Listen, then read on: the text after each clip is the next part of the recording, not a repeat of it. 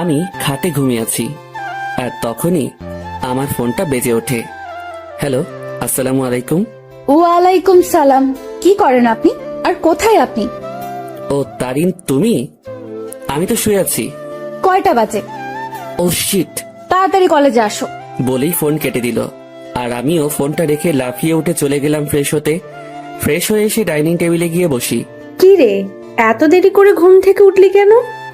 আর বলিও না, কাল রাতে ঘুম আসে নাই আমার। তাড়াতাড়ি নাস্তা দাও তো। তারপর নাস্তা করেই আম্মুকে বিদায় দিয়ে বেরিয়ে পড়ি, আর রাস্তায় দাঁড়িয়ে আছি রিক্সার জন্য। দাঁড়িয়ে নিজের পরিচয়টা দিয়ে দেই। বরাবরের মতো আমি মোহাম্মদ ওবায়দুর রহমান অন্তর, অনার্স 3য় বর্ষে পড়ি।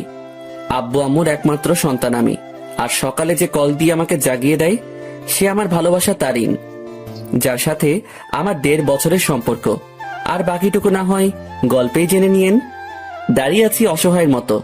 শালার ভাগ্য এত খারাপ কেন? একে তো লেট, দ্বিতীয়ত রিক্সাওয়ালা মামারাও নাই। অন্তর, আমি দেখলাম কেউ একজন আমাকে ডাক দিল। দেখলাম সে আর কেউ না, আমার ক্লাসমেট ও হারামি বান্ধবী তানিয়া। তবে শুধু ক্লাসমেট ও বান্ধবী বললে হবে না, অন্য একটা পরিচয়ও আছে, আমার বেস্টুর জিএফ। তবে বন্ধুর জিএফ মানে আমার ক্লোজ ফ্রেন্ড, বলতে গেলে বেস্টিও। কিরে এভাবে দাঁড়াই আছিস কেন? খুশির ঠেলায় আহার এই বেচারা, ওঠ রিক্সায়। আমিও লাফিয়ে রিক্সায় উঠে পড়ি। তুই না উঠতে দিলেও তোরে লাফতি মারি ফেলে আমি রিক্সা নিয়ে চলে যেতাম আর কি। কুত্তা। চুপ কুত্তি। আর মামা রিক্সা চালান, এতের কথা শুনে লাভ নাই। পাবনার পাগলি এতে। রিক্সা চলতেছে আপন গতিতে, আর আমরা রিক্সায় যুদ্ধ করতে ব্যস্ত। রিক্সা ঠিক আমাদের কলেজের গেটে থামে। ওই কুত্তা, ভাড়া দে। দিমু তো গতকালকে। যা, আমি দিচ্ছি, কিপটা কোথাকার। তারপর তানিয়া ভাড়া দিয়ে দেয়। আমি তো মহা খুশি, টাকা বাঁচাইছি। একটা মাত্র কারণে তোকে সহ্য করতেছি, শুধু কাজটা শেষ হোক ব্যাস। যা, তোর কাজ করবো না আমি, মুড়ি খা। তারপর তানিয়ার সাথে ক্লাসের দিকে যেতে লাগি। ক্লাসে যেতেই আমরা দেখলাম স্যার ক্লাস করাতেছে। বাহ, এত তাড়াতাড়ি আসলেন? কি করে আপনারা? না মানে স্যার, রিক্সার চাকা পাংচার হয়ে গেছে, তাই দেরি হয়ে গেছে স্যার। বাহানা বানাইস না, তোরে হাড়ে হাড়ে চিনি আমি। স্যার আজকের জন্য মাফ করে দেন না। যা সিটে বয়, ইম্পর্ট্যান্ট ক্লাস চলছে।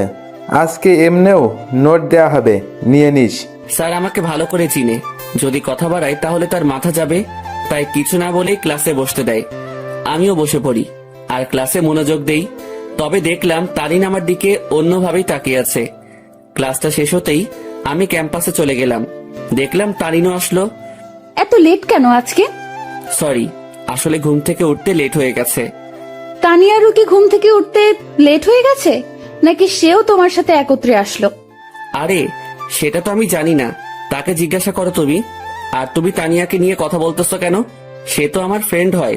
তারিন আমার পাশে এসে বসে। দেখো অন্তর, আমি সত্যিই তোমাকে ভালোবাসি, আর তোমাকে হারাতে চাই না। প্লিজ আমাকে চিট করিও না। চিন্তা করিও না, আমি তোমার ভরসা ভাঙবো না। তাহলে বলো, তানিয়ার সাথে কিসের এত কথা তোমার? সময় হলে বুঝতে পারবা। এখন চলো ক্যান্টিনে চাই। চলো। আর কি বলবো তোমাকে? তোরাই যা, আমি তো আকাশ থেকে ভেসে আসছি। না রে শালা, তুই তো উগান্ডা থেকে আসছিস। দূর বেটা। তাহলে আমি বা কেন বাদ যাব? চলো চারজনেই ক্যান্টিনে গিয়ে নাস্তা করে নেই। তারপর আমরা ক্যান্টিনে যেতে লাগি, কিন্তু তারিন তানিয়াকে দেখে কিছুটা সংকোচ বোধ করতে লাগলো, কারণ অন্তর আর তানিয়ার মধ্যে কিছু তো একটা চলতেছে, যা থেকে সে বিরত। আমরা সকলেই ক্যান্টিনে গেলাম, আর তানভীরকে পাঠালাম নাস্তা আনতে, আর আমরা আড্ডা দিতে ব্যস্ত। কিন্তু তারিন বারবার অন্তরের দিকে তাকাচ্ছে। সে অন্তরের চোখের ইশারা দেখতে লাগে, যা তানিয়াকে দেওয়া হচ্ছে। কি এমন কথা তানিয়া ও অন্তরের মধ্যে, যা আমাকে বলা হয়নি? তাদের দুজনের হাবভাব ঠিক লাগতেছে না আমার। অনেকদিন ধরেই তাদের আমি একটু ক্লোজ আসতে দেখলাম। কোনো অন্তর আমাকে ঠকাচ্ছে না তো? যেই করেই হোক, তাদের দুজনের মধ্যে কথাবার্তাগুলো আমাকে জানতে হবে। তানভীর নাস্তা নিয়ে আসে, আর আমরাও মজা করে খেতে লাগি। নাস্তা খাওয়া শেষ করে আমরা ক্যাম্পাসে চলে যাই। আমি দেখলাম তারিন একটু অন্যমনস্ক হয়ে আছে। কি হয়েছে তোমার, এইভাবে অন্যমনস্ক হয়ে আছো কেন? কোনো সমস্যা? কিছুই না। আচ্ছা শোনো, চলো না একটু ঘুরে আসি। সরি, তানিয়ার সাথে একটু কাজ আছে আমার, কাল যাব, কেমন? আচ্ছা ঠিক আছে। অন্তর, আজকে আমাদের কি করার কথা ছিল? জানি, চলো। আচ্ছা এভরিবডি, ঠিক আছে, পরে কথা হবে। আমার আর অন্তরের একটা কাজ আছে। ঠিক আছে যাও। আর অন্তর, সাবধান শালা। বেশি কথা বলবি তাহলে কিন্তু। আচ্ছা যা শালা মর্গা, আর তানিয়ার খেয়াল রাখবি। তারপর আমি আর তানিয়া বিদায় নিয়ে চলে গেলাম আমাদের কাছে। অন্যদিকে তানভীর, বল। অন্তর আর তানিয়ার দিকে খেয়াল করছিস তুই? কি হয়েছে তাদের? তাদের হাব ভাব দেখছিস তুই? দেখলাম তো। আমার থেকে তো কোনো কিছুই মনে হলো না। তোর থেকে মনে হবে কিভাবে? তোর বেস্টু বলে কথা। কিন্তু আমার থেকে তানিয়ার অন্তরের হাব ভাব ঠিক লাগছে না। এর উপর আমার পুরো বিশ্বাস আছে ও কোনোদিনও কোনো উল্টোপাল্টা কাজ করবে না। কিন্তু তানভীর, আমার না একটু তাদের হাব ভাব থেকে সন্দেহ হচ্ছে। তুই নেগেটিভ ভাবে ভাবছিস বলে তোর এমনটা লাগতেছে, কিন্তু পজিটিভলি ভাব, তাহলে দেখবি সব ঠিক লাগবে। কিন্তু তারিনের মনে এখনো অন্তরের প্রতি সন্দেহ আছে, কারণ তারিনকে না বলে সে তানিয়ার সাথে খুব ক্লোজলি ভাবে কথা বলতেছে। এইদিকে আমি আর তানিয়া শপিং মলে চলে আসলাম। আসলে আমাদের কিছু কেনাকাটা করতে হবে, তাই। তো কি কি কিনবি বল?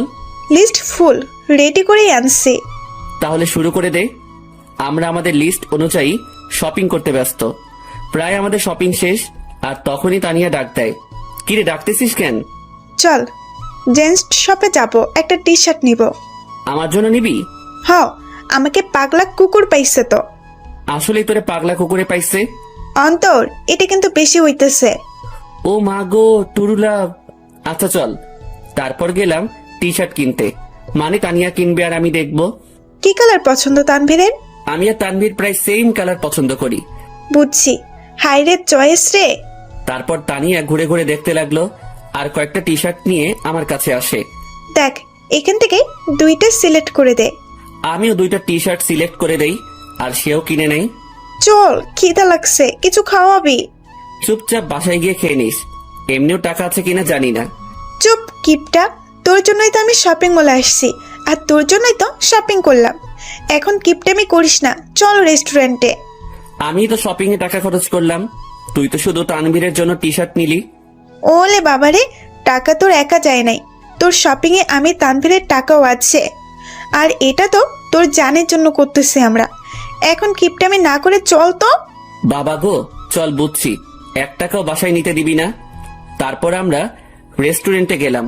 সেখানে গিয়ে আমরা বসে পড়লাম, আর তখনই তানভীর ফোন দেয়। হ্যালো, কে? শপিং হয়েছে মামা, নাকি আরো বাকি আছে? শপিং শেষ, শুধু লাস্ট জিনিসটা আনলেই সব কমপ্লিট।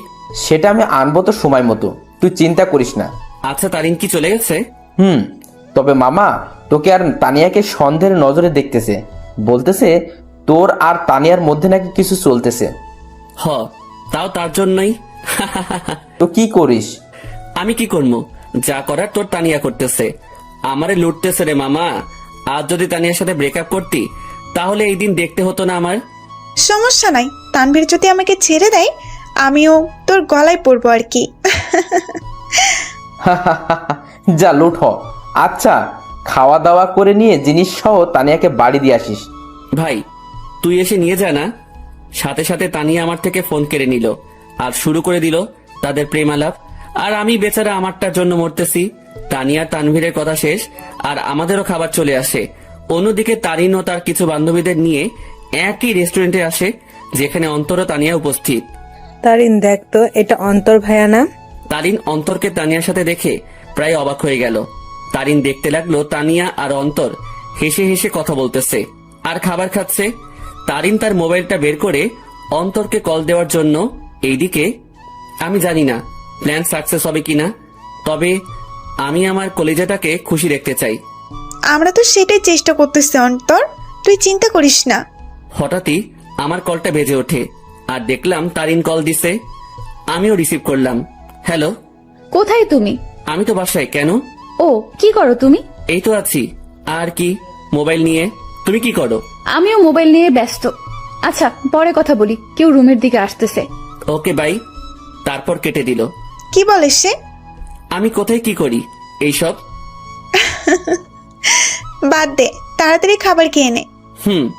অন্যদিকে তারিন অন্তরের মিথ্যা কথা শুনে মুখ চেপে কান্না করতে করতে বেরিয়ে যায়, সাথে তার বান্ধবীরাও। ও কেন আমার সাথে এত বড় প্রতারণা করলো? যদি আমাকে ভালো না বেসে থাকে, তাহলে কেন আমার ফিলিংস নিয়ে এইভাবে খেলা করলো সে? আমি কি ওকে ভালোবাসি নাই? নাকি আমার ভালোবাসায় কমতি ছিল? না, এর জবাব ওকে দিতেই হবে। তারিন কোনো মতে তার চোখের পানি ধরে রেখে বাড়ি চলে যায়। এইদিকে, ম্যাডাম চলেন, আজকে এমনিও অনেক কাজ আছে আমাদের। তারপর বিল মিটিয়ে তানিয়াদের বাড়ির দিকে চলে যাই। তবে তানিয়াদের পুরনো বাড়িতে যাই আমরা। তানিয়াদের পুরনো বাড়িতে আসার আগেই তানবীরকে কল দিয়ে আসতে বলে দেই, আর সে এখন উপস্থিত। সব নেওয়া হয়েছে তোর? হয়েছে, জাস্ট লাস্ট জিনিসটাই বাকি। মামা, তারিন কিন্তু তোর উপর সন্দেহ করতেছে। সে মনে করতেছে আমার কলিজার লগে তোর চলতেছে। আমাকে কি পাগলে পাইছে? এই সেমির সাথে আমার চলবো? ভাই রে ভাই, কি জিনিস রে এটা? আমার লুটি ফেললো। ভাই, একটু দেখে শুনে রিলেশন করতে পারিস না? ওই সাবধান। ঝগড়াঝাড়ি বাদ দে, আর এইগুলো আমাদের দিয়ে বাড়ি যা, আমরা কাজ শুরু করে দিব। ওকে, নে এগুলো, আমি গেলাম। তারপর তাদের জিনিসপত্রগুলো দিয়ে আমিও বাড়ি চলে গেলাম। কই ছিলি তুই? আসিলাম আর কি, মেসেজ দিছিলাম না, দেখো নাই? দেখছি। যা রুমে, আমি তোর জন্য চা আনতেছি। এই না হলে আমার আম্মু আমার কতই না খেয়াল রাখে, আমাকে কতই না ভালোবাসে। হাওয়া দাওয়া বন্ধ কর। আমিও রুমে চলে গেলাম, আর একটু ফ্রেশ হয়ে সেই খাটে লেটিয়ে পড়ি। আর আজকের পার্টির জন্য উত্তেজিত। আসলে প্রায় এক সপ্তাহ আগ থেকে আজকের দিনের জন্য প্ল্যান করতেছি আমি, তানবীর ও তানিয়া। কারণ আজ আমার কলিজাটার জন্মদিন, তাই চিন্তা করলাম ওর জন্য সারপ্রাইজ বার্থডে পার্টি অ্যারেঞ্জ করে তারিনকে সারপ্রাইজ দিব আমি। আমি শিওর তারিন আজকে সেই লেভেলে চমকেও যাবে, ও খুশিও হবে। কারণ আমি জানি তারিন আমাকে কতটা ভালোবাসে। আম্মু চা নিয়ে আসে। আসলে দুপুরে চা খাওয়ার অভ্যাস, তাও রং চা। কি রে, আজকে তোর চেহারায় অন্য কিছুই দেখতে পাচ্ছি আমি। কি ঘটিয়ে আসলি আবার? দূর, কই কি ঘটাইছি আমি? সত্যি করে বল, কি ঘটিয়ে আসলি তুই? তোর চেহারায় আজ অন্য কিছুই বলতেছে আমাকে। ধুর আম্মু, বললাম তো কিছুই ঘটাই নাই। যাও, কথাই বলবো না। বলিস না, আমি গেলাম। তুই তোর রং চা শেষ কর। তারপর আম্মু চলে যায়, আর আমিও রং চা শেষ করলাম। আর আজকে কি কি হবে সেটা নিয়ে ভাবতে লাগলাম। অন্যদিকে তারিন বালিশে মুখ গুজে কান্না করতে ব্যস্ত, কারণ সে অন্তরকে তানিয়ার সাথে রেস্টুরেন্টে দেখলো। আর যখন সে অন্তরকে কল দেয় ও জিজ্ঞাসা করে, তখন অন্তর তাকে মিথ্যা বলে। সে অন্তরের এইসব নিয়ে ভাবতে লাগে আর চোখের পানি ফেলতে লাগে। সন্ধ্যাবেলা আমিও রেডি হয়ে নিলাম, দেখলাম তানিয়া কল দিছে। হ্যাঁ বল। কই তুই আসবি না? আমি না আসলে আমার তারিনকে কেক কে খাওয়াবে, ও লাগাবে। আচ্ছা, তানবীর কি গেছে কেক আনতে? তুই তাড়াতাড়ি আয়। বলেই কল কেটে দিল। আমিও মোবাইল আর ওয়ালেট নিয়ে বাসা থেকে বেরিয়ে পড়লাম। আমি চলে গেলাম সেই জায়গায়, সেখানে আমাদের বার্থডে পার্টি হবে। আর সেটা হলো তানিয়াদের পুরনো বাড়ি। আসলে তানিয়ার পরিবার আমাদের চিনে, আর তানিয়া ও তানভীরের বিয়েও ঠিক হয়ে আছে। কারণ তানিয়া ও তানভীরের বাসায় তাদের সম্পর্ক মেনে নেয়। আমিও দরজার কাছে গিয়ে নক দেই। কিরে, আসছিস? হ, আজকেই সেই মজা হবে। আমি তো আর ওয়েট করতে পারতেছি না। ভেতরে চল তো। আমিও ভিতরে চলে যাই। অন্যদিকে তারিনের বান্ধবী নিশু দেখে অন্তর ও তানিয়ার কথাবার্তা শুনে অবাক হয়ে যায়। এটা আমি কি শুনলাম? অন্তর ভাইয়া তানিয়া আপুর সাথে উনি এত নিচু মানুষ তা আমার জানা ছিল না। আমি এখনই তারিনকে বলবো এই সব। নিশু তার মোবাইল বের করে আর তারিনকে কল দেয়। হ্যালো তারিন, শোন, কথা আছে। বলো। তারপর নিশু যা যা শোনে সব বলে। যা শুনে তারিন এবার রেগে যায়। আই জানোয়ারের বাচ্চা, আমি এবার ছাড়বো না। আমি এর শেষ দেখেই ছাড়বো। তুই সেইখানেই থাক, আমি এক্ষুনি আসতেছি। তারপর কল কেটে দেয়। আর তারিনও রেগে ঘর থেকে বের হয় অন্তরকে সাহায্য করার জন্য। তারিন ও তার বান্ধবী নিশু মিলে ঘরের দরজায় গিয়ে কান পেতে শুনে। এইদিকে আমি আর তানিয়া মিলে হলরুমে যা যা করা বাকি ছিল তা করলাম। আমিও তাড়াহুড়ো করতে গিয়ে সেখানে থাকা সোফার টেবিলের উপরে একটা বোতল ছিল, সেটা ধাক্কা খেয়ে তানিয়ার গায়ে পড়ি। আউ! সরি। এত তাড়াহুড়ার কি আছে, আস্তে আস্তে কর। ওকে। অন্যদিকে তারিন তাদের কথাগুলো শুনে মুখ চেপে কান্না করতে লাগলো। আর নিশু প্রায় অবাক হয়ে গেল এই সব শুনে। অন্তর ভাইয়া এত নিজ আর নোংরা প্রজাতির মানুষ হবে তা কল্পনাও করতে পারি না আমি। কুত্তার বাচ্চা, জানোয়ার, নরপশু, তুই তো আজকে শেষ। তারপর তারিন জোরে জোরে দরজা নক করতে লাগে। এইদিকে মনে হয় ও চলে আসছে। ওরে আমার লজ্জাপতি, এত লজ্জা পাইস না। তোর লজ্জা দেখে না লজ্জাও ইনসাল্টেড ফিল করবে। কুত্তা, তোর সাথে কি এমন দুশ্মনী করলাম, কথায় কথায় ইনসাল্ট করিস? যা দরজা খোল। আমিও গিয়ে দরজা খুললাম। দরজা খুলে থ হয়ে গেলাম, কারণ তারিন ও নিশু উপস্থিত। তোমরা সাথে সাথে তারিন আমার কলার ধরে আমাকে ছুঁড়ে মারে ফ্লোরে। কুত্তার বাচ্চা, জানোয়ার, শয়তান, বেয়াদব, লম্পট, বখাটে, প্লে বয়, আমার সাথে কি করে এসব করতে পারলি তুই? সাথে সাথে তারিন তার জুতা খুলে আর আমার গালে মারতে থাকে। জানিস আমি তোকে কতটাই না ভালোবাসছি, কিন্তু তুই যে এমন হবি কে জানতো? তারিন, কি করছিস তুই এইসব? চুপ, বেয়াদব নষ্টা মেয়ে। তোর আর তানভীরের বিয়ে ঠিক হয়ে থাকার পরেও তুই আমার বয়ফ্রেন্ডের সাথে ছি। আর তুই, তোকে কতই না ভালো ভাবছিলাম আমি, কিন্তু তুই তো আস্ত একটা লুচ্চা, বেয়াদব, লম্পট। মানে যত খারাপই বলি না কেন, তার থেকেও নিচ তুই। আমি তারিনের অবস্থা দেখে অবাক হয়ে গেলাম। আর সে তো আমাকে তার পায়ের জুতো দিয়ে আমাকে মারলো। তার এই ব্যবহার দেখে আমার চোখ দিয়ে টপ টপে পানি পড়তে লাগে। আজ তারিন আমার সাথে এটা করতে পারলো? আমি কি এমন অপরাধ করলাম যার জন্য তারিন আমাকে এতগুলো কথা শোনালো আর জুতার বাড়িও দিল? তোর যদি রুম ডেট করার এত ইচ্ছা ছিল আমাকে বলতি, কিন্তু তুই কি না? এই লুচ্চা প্লে বয়, তোর কি একটুও মনে সংকোচ বোধ করে নাই? নিজেই নিজের বেস্ট ফ্রেন্ডের হবু বউয়ের সাথে তুই। আমার তো মন ভেঙে ফেললি, কিন্তু কি করে নিজের বেস্ট ফ্রেন্ডকেও ধোকা দিলি তুই? বলেই তারিন আমাকে জুতা দিয়ে মারতে লাগলো। সি ভাইয়া, আপনি এত নিচু প্রজাতির মানুষ হবেন তা আমার জানা ছিল না। আপনি জানেন তারিন সবসময় আপনাকে নিয়ে কথা বলতো, সবসময় আপনাকে নিয়ে কতই না স্বপ্ন ছিল তার, কিন্তু আপনি কি না। সি ভাইয়া, আপনাকে দেখে আমার ঘৃণা হচ্ছে। তাদের কথাগুলো শুনে আমি চোখ দিয়ে পানি ফেলছিলাম। আজ তারিন আমাকে এইভাবে অপমান করলো। আমি তো কোনো অন্যায় করি নাই, তাহলে কি বলতেছে তারিন এইসব? সত্যি কলিজাটা ফেটে যাচ্ছে আমার। জানিস তোকে কি করা দরকার? তোকে জুতার মালা পরায় এলাকায় ঘুরানো দরকার।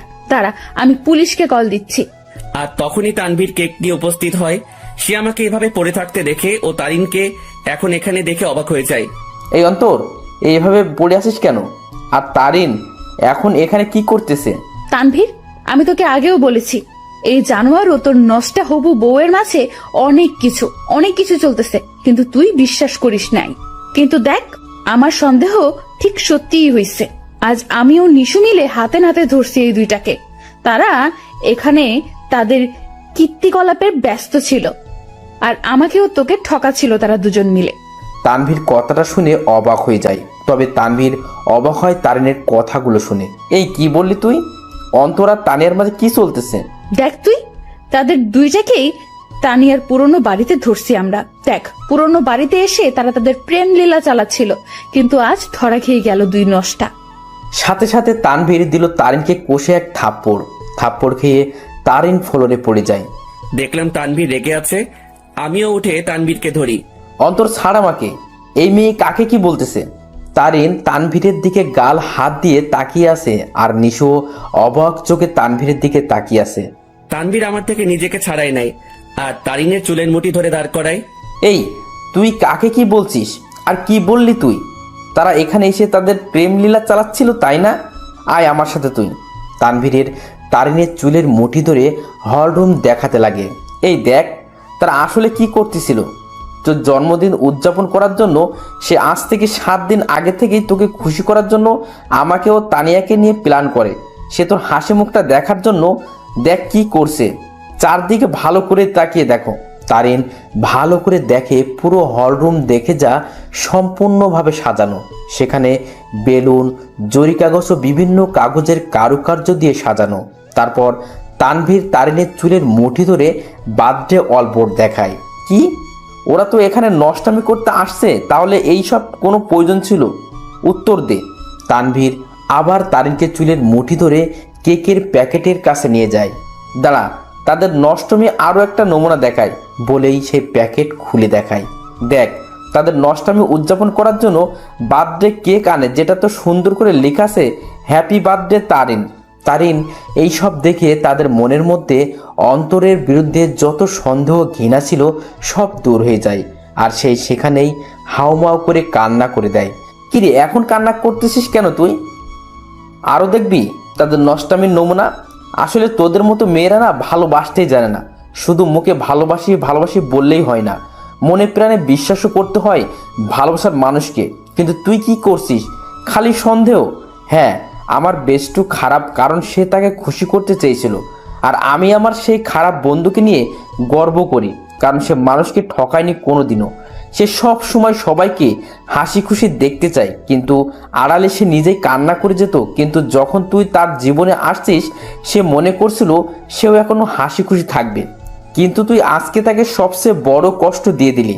হ্যাঁ, আমার বন্ধু জানোয়ার, কারণ সে তোকে হাসাতে চেয়েছিল, যার প্রতিদান আজ তুই দিয়ে দিলি। তানভীর, অন্তর কোথায়? নিশু, অন্তর কোথায়? নিশু চুপ হয়ে আছে। তানভীর সাথে সাথে বাইরে দৌড় দেয় অন্তরকে খোঁজার জন্য, কিন্তু অন্তরকে পায়নি সে। তারিন সেখানে কান্না করতে করতে বসে পড়ে। তারিন, ছি, তুই এত নিস মন মানসিকতার মেয়ে, তা আমার জানা ছিল না। কিভাবে তুই এ ভাবলি? অন্তর আমাকে বান্ধবী মানে তো ঠিকই, সাথে ও আমাকে মন থেকে সম্মানও দেয়। আর তুই কি না, অন্তর তোর জন্য কতই না কি করতে চাইছিল। সে চাইছে তোকে সারপ্রাইজ বার্থডে পার্টি দেবে, কিন্তু তুই তাকে কি দিলি? অনেক অপমান ও জুতার বাড়ি। কি করে পারলি তুই এইসব ভাবতে? অন্তর তোকে কতটা ভালোবাসে তা আমি আর তানভীর ভালো করেই জানি, কিন্তু তুই ভালো যেহেতু বেসেছিস, তাহলে একটু ভালোবাসার মানুষকে বিশ্বাস করতে শেখ, সন্দেহ না। আমার মনে হয় না তুই অন্তরকে কোনো দিনও ভালোবেসেছিস, কিন্তু সে তোকে মনে প্রাণে ভালোবেসেই গেল। তানভীর বাইরে থেকে আসে। অন্তরকে পাইছো? না, তুমি একটু কষ্ট করে বাড়িতে খুঁজে দেখো তো। আর এই, তুই বের হ বাড়ি থেকে। তানভীর তারিনকে টেনে বাড়ি থেকে বের করে দেয়, সাথে নিশিও বেরিয়ে যায়। আর তানভীর ও তানিয়া মিলে পুরো বাড়ি খুঁজে দেখে, কিন্তু অন্তরকে খুঁজে পেল না। তারিন বাইরের রাস্তায় বসে বসে হাওমাও করে কান্না করতে লাগে। সে আজ তার সন্দেহের জন্য তার অতি প্রিয় একটা জিনিসের কাছে ঘৃণার পাত্র হয়ে গেল। কি করে আমার মাথায় এসব আসলো? কেন আমি অন্তরকে সন্দেহ করলাম? যে আমাকে বলেছিল আমাকে কোনোদিন ঠকাবে না, কিন্তু আমি তাকে বিশ্বাস না করে তাকে অনেক কথা শোনালাম, খুব জুতার বাড়ি দিলাম। ছেলেটা তো আমাকে হাসি খুশি রাখতে চেয়েছিল, কিন্তু আমিই ওকে কাঁদিয়ে দিলাম। বলে সে আরো কান্নায় ভেঙে পড়ে। এইদিকে আমি মেইন রোডে চলে আসলাম। আজ আমাকে আমার ভালোবাসা ভালোই একটা শিক্ষা দিল, আর বুঝিয়ে দিল আমি তার মনে কোনোদিনও জায়গা করে নিতে পারলাম না। আমি তার মনে বিশ্বাস জোগাতে পারলাম না। হয়তো আমারই ভুল ছিল, আগে তার মনে বিশ্বাস জোগানোটা দরকার ছিল। পরে না হয় তার জন্য কোনো কিছু করতাম। হয়তো আমার ভালোবাসায় কমতি ছিল, যার পরিণাম জুতার বাড়ি পেলাম। না, আর কোনোদিনও কাউকে ভালোবাসবো না, আর মনে আঘাত চাই না। আমি তারিনকে পেয়ে মনে করেছিলাম আমার দুঃখ কষ্ট ওর সাথে শেয়ার করব। মনে করলাম ও আমাকে বুঝবে, কিন্তু আমি ভুল ছিলাম। থাক, আর কাউকে ভালোবাসার প্রয়োজন নেই, আমি একাই ঠিক আছি। আর যদি কাউকে প্রয়োজন হয়, আমার বেস্টু ও আমার হৌভাবি আছে না, কিন্তু না আর কাউকে বিশ্বাস করব, না কাউকে মন দিব। কেউ চাই না, আমার শুধু পরিবার ও বান্ধবীদের নিয়ে থাকবো আমি মেইন রোডে হাঁটতে লাগলাম, মনকে শান্ত ও বোঝানোর জন্য যে তার জন্য কোনো ভালোবাসা নেই, আছে শুধু সন্দেহ আর সন্দেহ। আমিও মেইন রোডে যতদূর পারলাম হাঁটতে লাগলাম। কি বা করব আমি? ভাঙা মনকে সান্ত্বনা দিতে চাচ্ছি। আমি চিন্তা করছিলাম মনের মতো একজন পেয়ে তাকে নিয়ে আমি হাসি খুশি থাকবো, কিন্তু ভাগ্য একটা মোড় দিয়ে দিল।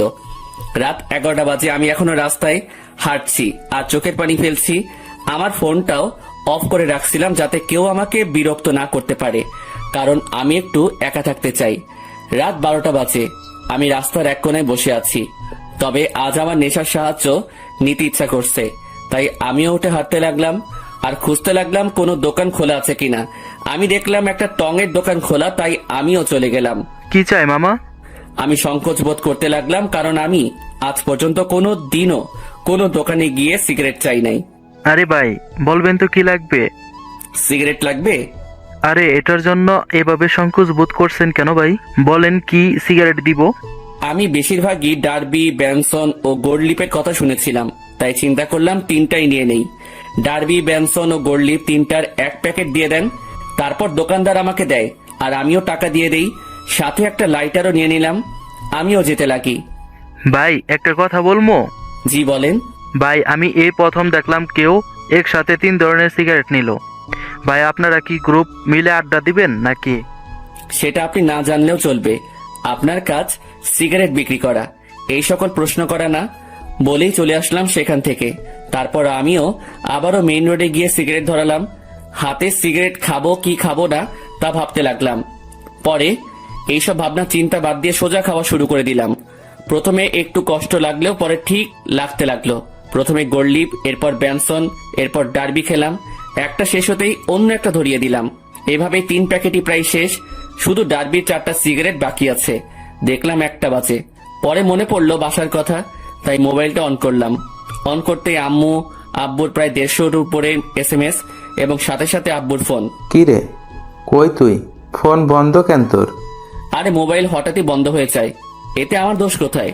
কি রে, তুই রেগে আছিস কেন? কি হয়েছে? আমার ইচ্ছা, আমার লাইফ, আমি যা খুশি করব। ফোনটা রাখো, আর আমি পরে আসবো, একটা পার্টিতে আছি, বাই। বলেই কল কেটে দিলাম। এরপর বাকি যে সিগারেটগুলো ছিল সেগুলো একটার পর একটা শেষ করলাম। আমি চাচ্ছি সিগারেটের ধোঁয়া দিয়ে নিজের কষ্টটাকেও উড়িয়ে দিতে। প্রায় 2:30টা বাজে। আমি বাসার দিকে গেলাম। আমি দরজায় টান দিতেই দরজা খুলে যায়, আর আমি বাড়ির দরজা বন্ধ করে দিয়ে রুমে চলে যাই। শুয়ে থাকতে থাকতে ঘুম চলে আসে। অন্তর, অন্তর, আব্বু ওঠ, আর কতক্ষণ ঘুমাবি? সকাল হয়েছে তো। আম্মুর ডাকে আমি উঠে পড়ি। এইভাবে কি দেখো তুমি? তোর চোখ লাল হয়ে আছে কেন? ধুর, বোকার মতো কথা বলিও না তো। কাল রাতে আসলাম কয়টায়, আমি ভালো করে ঘুমাতে পারি নাই তো, তাই। আমিও উঠে বাথরুমে ফ্রেশ হতে চলে যাই। সেখানে আমি আয়নায় আমার চোখগুলো দেখতে লাগলাম। আসলে আমার চোখগুলো লাল হয়ে আছে, তবে একটু ভয়ঙ্কর লাগতেছে দেখতে। এখন আমার চোখগুলো দেখলে মনে হবে আমি কোনো এক নরপশু হিংস্র হয়ে আছি, আর শিকার পেলে সোজা গিলে ফেলবো। আমি খেয়াল করলাম আমার গায়ের থেকে সিগারেটের গন্ধ আসতেছে, তাই পকেটে যা যা ছিল সব বের করে এক সাইডে রেখে সেই অবস্থায় গোসল করে নিলাম। তারপর রুমে গিয়ে একটা টি শার্ট ও প্যান্ট নিয়ে আবার বাথরুমে চলে গেলাম আর চেঞ্জ করে নিলাম। এরপর আমি আমার রুমে আয়নার সামনে গেলাম। সেখানে গিয়ে নিজেকে দেখতে লাগলাম। একদিনে কি থেকে কি হয়ে গেলাম আমি। আমার চুলগুলো ভেজা অবস্থায় আছে, তাই সেগুলো নেমে আছে, আর চুলগুলো বড় হওয়ার কারণে চোখ বরাবর আসলো। তবে সেই অবস্থায় নিজেকে দেখলাম আর নিজেই প্রায় ভয় পেয়ে গেলাম, কারণ আমার চুল ও চোখের জন্য একটা কি বলবো ভাই, বাদ দেন। আমিও ডাইনিং রুমে চলে গেলাম। দেখলাম আব্বুও উপস্থিত। আমিও টেবিলে বসলাম। কি রে, কাল রাতে কই ছিলি? একটা ফ্রেন্ডের বাসায় বার্থডে পার্টিতে ছিলাম। আমাদের একটু বলে যাইতি, ভালো হইতো। আমাদের কি চিন্তা হয় না তোর জন্য? সাথে সাথে টেবিলের উপর থেকে একটা গ্লাস নিয়ে ফ্লোরে আছাড় মেরে ভেঙে ফেলি। আমাকে পাইছোটা কি তোমরা? আমি কি মেয়ে নাকি যে আমাকে নিয়ে চিন্তা হয়? যদি এতই চিন্তা হয় তাহলে কেন বাইরের দুনিয়া দেখাইছো আমাকে? ঘরে আটকায় রাখলেই হইতো। আমার অবস্থা দেখে আম্মু আব্বু দুজনেই নিস্তব্ধ হয়ে গেল, আর আমিও টেবিল থেকে উঠে সোজা রুমে চলে গেলাম। তখন মনে পড়লো ফোনের কথা। আমিও ফোনটা হাতে নিলাম। দেখলাম তারিনের নাম্বার থেকে অনেকগুলো মিসড কল। আমি ফোনটা খাটের উপরে ছুঁড়ে মারি। ফোন বাজতে লাগলো। দেখলাম আননোন নাম্বার থেকে কল আসছে। আমিও রিসিভ করলাম। হ্যালো, আসসালামু আলাইকুম, কে বলছেন? হ্যালো, কোথায় তুমি? কলেজে আসো নাই কেন? দেখো, দোহাই লাগে, একটিবার দেখা করো আমার সাথে। ওই আমাকে পাইছিস কি তুই? যখন ইচ্ছা কষ্ট দিবি, যখন ইচ্ছা পিরিত দেখাবি, তাই না? আর কোনো দিনও আমাকে কল দিবি না। তোর মতো ভালো মেয়ের সাথে আমার মতো লুচ্চা নষ্টা প্লে বয়ের কথা বলা উচিত না। রাখ ফোন। বলে কল কেটে দিলাম আর মোবাইলটা খাটে ছুঁড়ে ফেলি। লাগবে না কারো ভালোবাসা আমার, একাই ঠিক আছি আমি। অনেক কষ্ট দিয়ে এখন আলগা পিরিত দেখাইতে আসছে। না, এই সিমটাই ভেঙে ফেলবো আমি। না থাকবে সিম, না হবে কন্ট্রাক্ট। আমি মোবাইলটা হাতে নিয়ে তা খুলে সিম নিয়ে নেই আর সেটা ভেঙে ফেলি, আর খাটে শুয়ে পড়ি চোখটা বন্ধ করে। হঠাৎই কেউ একজন আমার মাথায় হাত বুলিয়ে দিতে লাগে।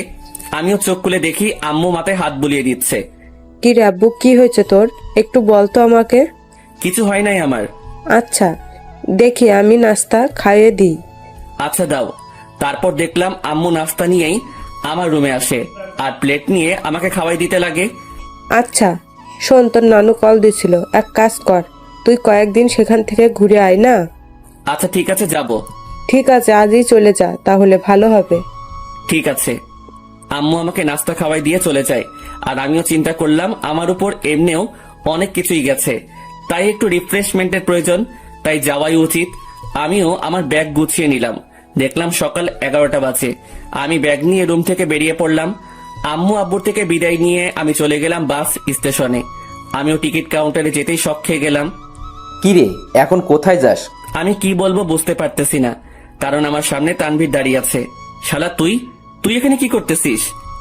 শালা আমাকে একা করে কই যাচ্ছিস? আর ফোন বন্ধ কেন তোর? এমনি। এখন তুই এখানে কেন? আর কই যাচ্ছিস তুই? যাইতেছি আর কি, বেস্টুর নানার বাড়ি। মানে? মানে আমি তুই একই জায়গায় যাচ্ছি মামা। এবার কথা বলিস না, টিকিট নে। আমি আর কোনো কথা না বলে টিকিট নিতে গেলাম, কিন্তু প্রশ্ন হলো এই হারামি কি করে জানলো আমি যে এলাকা ছাড়তেছি? জি, 2টা টিকিট দেন তো জায়গার জন্য। নিয়ে নে, পরের বাস দেরি আছে। ঠিক আছে দেন তাহলে। আমি 2টা টিকিট নিয়ে নিলাম, কিন্তু আমরা দুজন দু প্রান্তে বসতে হবে।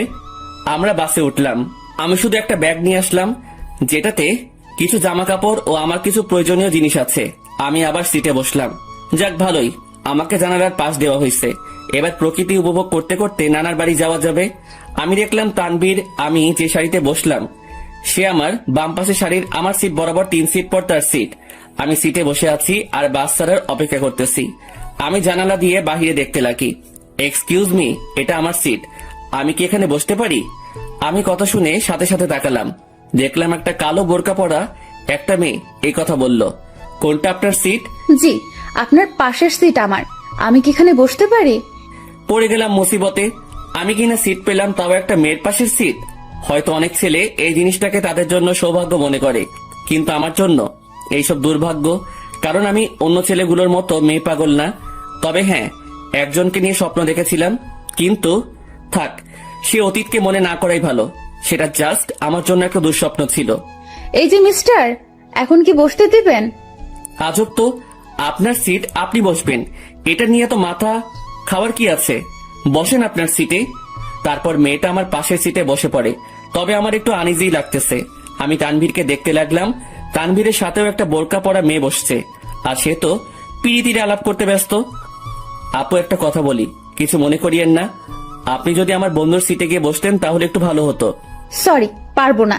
আমি আমার সিট ছাড়া অন্য কোথাও বসি না, এটা সম্ভব না। বাপরে বাপ, কি জিনিস রে ভাই! একটা ছেলে পাশে বসছে, আমি ছেলে হয়েও তার জন্য একটু সুবিধার জন্য কথা বললাম, আর সেই কিনা গাড়ি স্টার্ট করলো। গাড়ি চলতে লাগলো আপন শক্তিতে, আর আমিও জানালার বাহিরে তাকিয়ে প্রকৃতি উপভোগ করতে ব্যস্ত। আচ্ছা, যদি কিছু মনে না করেন, আমাকে কি জানালার সিটটা দিবেন? আমি এই দেওয়া নেওয়া বন্ধ করে দিছি। যেটা নিজের সেটাকে নিয়েই থাকি, আর আমার জানালার সিট পড়ছে, তাই আমি এখানে থাকবো। দিবেন না ভালো কথা, এত অ্যাটিটিউড দেখাচ্ছেন কেন? আমার অ্যাটিটিউড বেশি, তাই দেখাচ্ছি। নাও প্লিজ সাইলেন্ট। কিছুক্ষণ নীরবভাবে বসে বসে বাহিরের প্রকৃতি দেখতে লাগলাম, আর প্রকৃতির বাজেও হারিয়ে যেতে লাগি। আর তখনই তারিনের মিষ্টি হাসিটি মনে চলে আসলো। সাথে সাথে আমি প্রকৃতি থেকে আমার মনোযোগ সরিয়ে নিলাম। কি হলো, শখ খেলেন নাকি? আমি কিছুই না বলে আমার পকেট থেকে মোবাইল আর ইয়ারফোনটা বের করে কানে লাগিয়ে দিলাম, আর গান শুনতে লাগলাম। কিছুক্ষণ গানের মধ্যে মগ্ন ছিলাম আমি, আর তখনই পাশ থেকে খোঁচা দেয়। সমস্যা কি? গান শুনছিলেন? না তো, ব্যাডমিন্টন খেলছিলাম। এত রাগ আর কি আছে? আপু, আপনার সমস্যাটা কি বলবেন? কোনো সমস্যা নেই। আচ্ছা, আপনি কি রোমান্টিক গান শুনছিলেন? বুঝছি। আপু আসেন আপনি জানালার সিটে। মেয়েটাও খুশি হয়ে জানালার সিটে বসে, আর আমি পারতেছি না যে এখনই বাস থেকে নেমে যেতে। মেজাজটা খারাপ আগে থেকেই, আমার এখন আরো খারাপ করে দিল। আমি তানবীরকে দেখলাম শালা মেয়ের সাথে প্রীতির আলাপ করতেছে। হয়তো শালা ভুলেই গেছে তার বিয়েও ঠিক হয়ে আছে। আমি তানভীরকে ডাক দিলাম। তানভীর সিট থেকে আসে, কোনো মতে দাঁড়ায়। মেয়ে পেয়ে তো ভালোই কাজ চালাচ্ছিস, শালা ভুলে গেছিস তোর বিয়ে ঠিক হয়ে আছে? নাকি তানিয়ারে কল দিয়ে বলমু? আরে দোস্ত, মেয়েটা অনেক ফ্রেন্ডলি বিহেভ করে ভাই, অনেক হাসি আড্ডাও করে, তাই আর কি একটু। আমিও তানিয়ারে কল দিয়ে একটু। না না, কল দিস না দোস্ত, না হলে সব শেষ হয়ে যাবে বেটা। হোক শালা, সব শেষ। তোর পাশেও তো একটা মেয়ে, তার সাথে তুইও ফ্ল্যাট কর, কে বারণ করলো তোরে? সেটাই তো সমস্যা। এক কাজ কর, তোর পাশের মেয়েটাকে এখানে পাঠাই দে কষ্ট করে, না হলে। এই যে মিস্টার, মেয়েদের পাশে বসলে সমস্যা কোথায়? এলার্জি আছে আমার।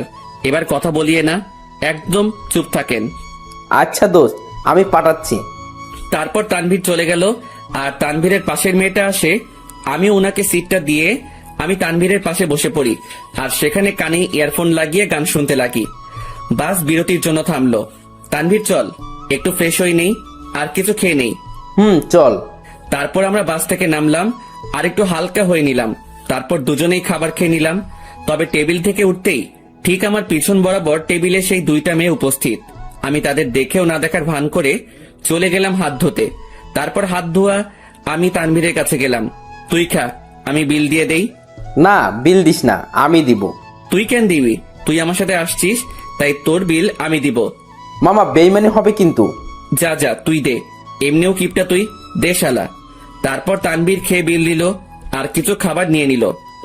আমরা বাসে উঠে যাই আর আমাদের আসার পরেই সেই মেয়ে দুইটাও আসে। কিছুক্ষণ পরে বাসটা ছেড়ে দেয় আর আমিও কানে ইয়ারফোন দিয়ে গান শুনতে লাগি। প্রায় 2.5 ঘন্টা পরে আমরা আমাদের গন্তব্যে পৌঁছে যাই। আমরা বাস থেকে নামি আমাদের ব্যাগ নিয়ে। কিছুক্ষণ পরেও দেখলাম সেই মেয়েগুলো। আমি তাদের দেখেও না দেখার ভান করে আমি মোবাইলটা বের করলাম আর মামাকে ফোন দিলাম। হ্যালো মামা, কই তুমি? আরে আমি সিএনজি স্টেশনের সামনে। আর তানভীরকে দিয়ে মামার কাছে চলে গেলাম। মামা আমাকে দেখে জড়িয়ে ধরে। কেমন আছিস অন্তর? ভালোই আছি। তোমাকে কয়বার বললাম আমার জন্য গ্রামের একটা সুন্দরী খুঁজতে, যাতে বিয়ে করতে পারি। বজ্জাত, এখনো ফাজলামি যায় নাই তাই না? কেমনে যাবে, মুই লেজেন্ডারি ফাজিল। আর মামা, এ হলো আমার বেস্টু, যার কথা তোমাকে বলতাম। কেমন আছো তানভীর? তোমার কথা আমাকে এই ফাজিলটা প্রায় সময় বলে থাকে। জি ভালো, আপনি কেমন আছেন? ভালো। আচ্ছা তোরা চল আমার সাথে। তারপর মামা একটা সিএনজি ভাড়া করে, কিন্তু মামা কাকে যেন খুঁজতে লাগলো। কাকে খুঁজো মামা? আরে আরো 2 জন আসবে, আব্বু বলছিল। কি অবস্থা তার শরীরের? ভালোই আছে আব্বু। আর আব্বু বলছিল তার নাকি কোনো বন্ধুর 2টা নাতনিও আসবে, তাদেরও নিয়ে যেতে বলল। ও আচ্ছা। তার কিছুক্ষণ পর মামা কাকে দেখে যেন চলে যায় আমাদের সিএনজির কাছে রেখে। আর কিছুক্ষণ পরে মামার সাথে 2টা মেয়ে আসে। তাদের দেখে আমি অবাক হয়ে গেলাম, কারণ এরা হলো সেই মেয়েগুলো যেগুলো আমাদের সাথে বসেছিল। আমি অবাক চোখে দেখতে লাগলাম। তোরা ওঠ, আমি বাইকে যাই। মামা বাইক আনছো? কেন? মামা তুমি সিএনজি করে চলে যাও, আমি বাইক নিয়ে আসতেছি। ভুলেও না। প্লিজ মামা, অনেকদিন পরে বাইক পাইলাম। কাল চালাস। আর কিছু বললাম না, কারণ মামার সাথে কথা বাড়ায় লাভ নাই। আমি আর তানভীর সিএনজিতে উঠে পড়ি আর পিছে সেই 2টা মেয়েই মজা করে বসে পড়ে। তারপর সিএনজি চলতে লাগে তার আপন গতিতে। আমিও গ্রামের পরিবেশ উপভোগ করতে করতে যেতে লাগি। মামা তার বাইক নিয়ে চলে যায়। আমরা আমার নানার বাড়ি পৌঁছে যাই। আমি দেখলাম নানা ভাই দরজায় দাঁড়ায় আছে। আমি নানা ভাইয়ের কাছে গেলাম আর নানা ভাইকে সালাম করলাম। ইরে নানা ভাই, কেমন আছিস? তারপর নানা ভাই আমাকে জড়িয়ে ধরে। আমি তো ভালোই আছি, তবে তোমার খবর জিজ্ঞাসা করবো না, কারণ তোমাকে দেখে পাওয়ারফুল মানুষ মনে হচ্ছে। কি মনে করিস? আমার অনেক শক্তি বলেই তো 80 বছরে বেঁচে আছি। কিন্তু নানা ভাই, আমি তো শুনছি ভালো মানুষ তাড়াতাড়ি মরে আর শয়তান নাকি অনেক বছর বাঁচে। চুপ বেটা, ভিতরে যা। আমারে ধমকায় লাভ নাই নানা ভাই। তারপর তানভীরকে আমার কাছে ডাক দিলাম। নানা ভাই, আমার বন্ধু তানভীর, ও আমার সাথে আসছে। আসসালামু আলাইকুম। ওয়ালাইকুম আসসালাম। আমার বজ্জাত নাতিটা আমাকে নানা ভাইকে ডাকে, তুমিও আমাকে নানা ভাই ডাকতে পারো। জি আচ্ছা।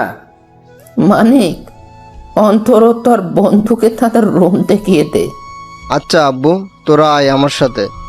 আমরা 2 জন মামার সাথে যেতে লাগি।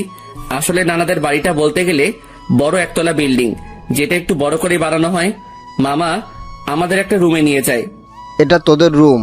আর তানভীর, তুমি আমাকে মামা ডাকতে পারো, অন্তর যেমনটা ডাকে আর কি। মামা না, এখন থেকে মামু ডাক মনে। আস্তে আস্তে শুরু করে দিলে। দাঁড়া, তোরে বিয়েটা করায়ে দিয়ে তোর বউয়ের হাতে তোরে শায়েস্তা করবো আমি। আগে নিজের গদি সামলাও। লাস্ট টাইম মামিকে দিয়ে কি করছিলাম মনে আছে নাকি? এবার আগের বারের থেকেও ডাবল হবে। তোরা ফ্রেশ হয়ে হলরুমে আয়, আমি গেলাম।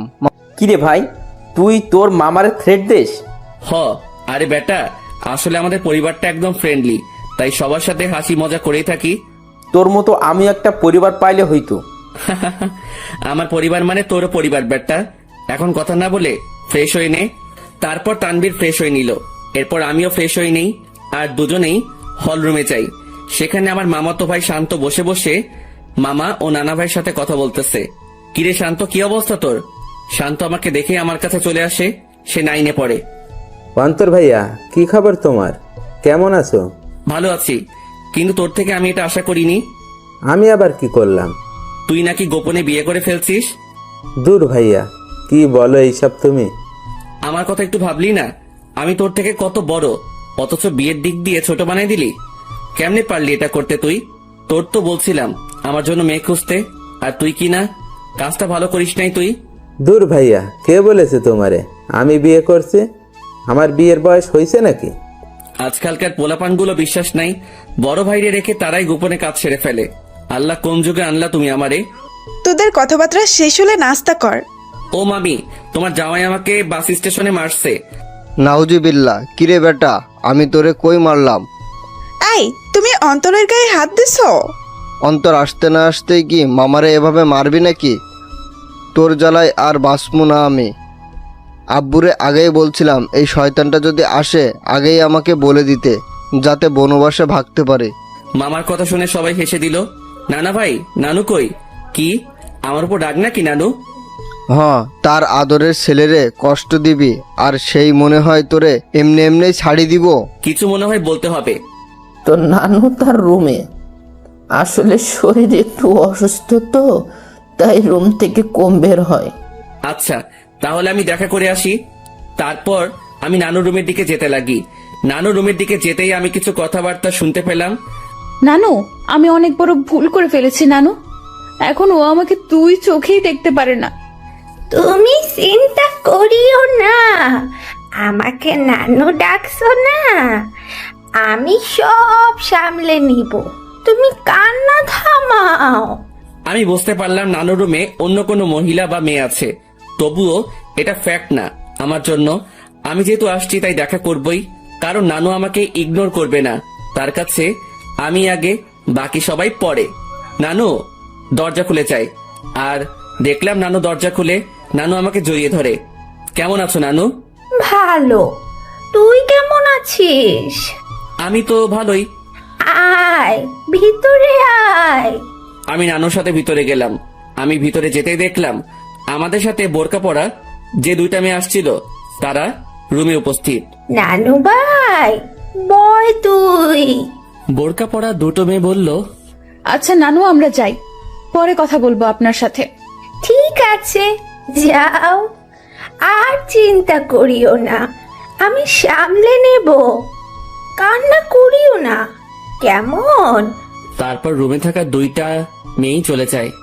নানু মেয়েগুলোকে আর কান্নাকাটি করতেছিল কেন? আর বলিস না, একটু পারিবারিক সমস্যা, তাই আর কি।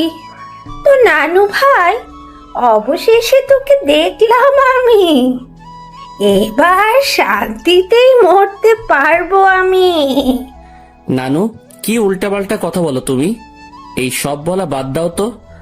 আচ্ছা নানু ভাই, বাদ দিলাম, এখন এটা বল, কেমন আছিস? আমি তো ভালোই আছি। তা তো দেখতেই পারতেছি, মনে অনেক কষ্ট নিয়ে সকলের সামনে ভালো আছিস দেখছি। মানে? কিছু না, বাদ দে। আমি নানুর সাথে নানুর রুমেই অনেকক্ষণ যাবৎ কথা বলি। অন্তর, একটা কথা শোন। জি নানু, বলো। মানুষ মাত্রই ভুল, তাই ভুল করবে, তাই বলে তাকে ক্ষমা করে দেওয়াই ভালো। কথাটা ঠিক বুঝলাম না নানু। আচ্ছা থাক, যা, রাত হইছে, খাবার খেয়ে নে। তুমি খাবা না? খাবো তো, তবে তোর মামি, আমি আর বাসায় আরো দুজন মেহমান আসছে, তাদের সাথে খাবো আর কি। আচ্ছা ঠিক আছে। তারপর আমি নানুর রুম থেকে চলে যাই আর হল রুমে যাই। সেখানে দেখি নানা ভাই, মামা ও তানভীর কথা বলতেছে। ভালোই তো, বহুত ভালো আলাপ চলতেছে মনে হয়। আমাকে দেখেই তারা হতাশ হয়ে যায়। বুঝলাম না কেন, আজব তো। এইভাবে কি দেখো, আমি কি ভূত নাকি? ভূতের চেয়ে কম নাকি তুই?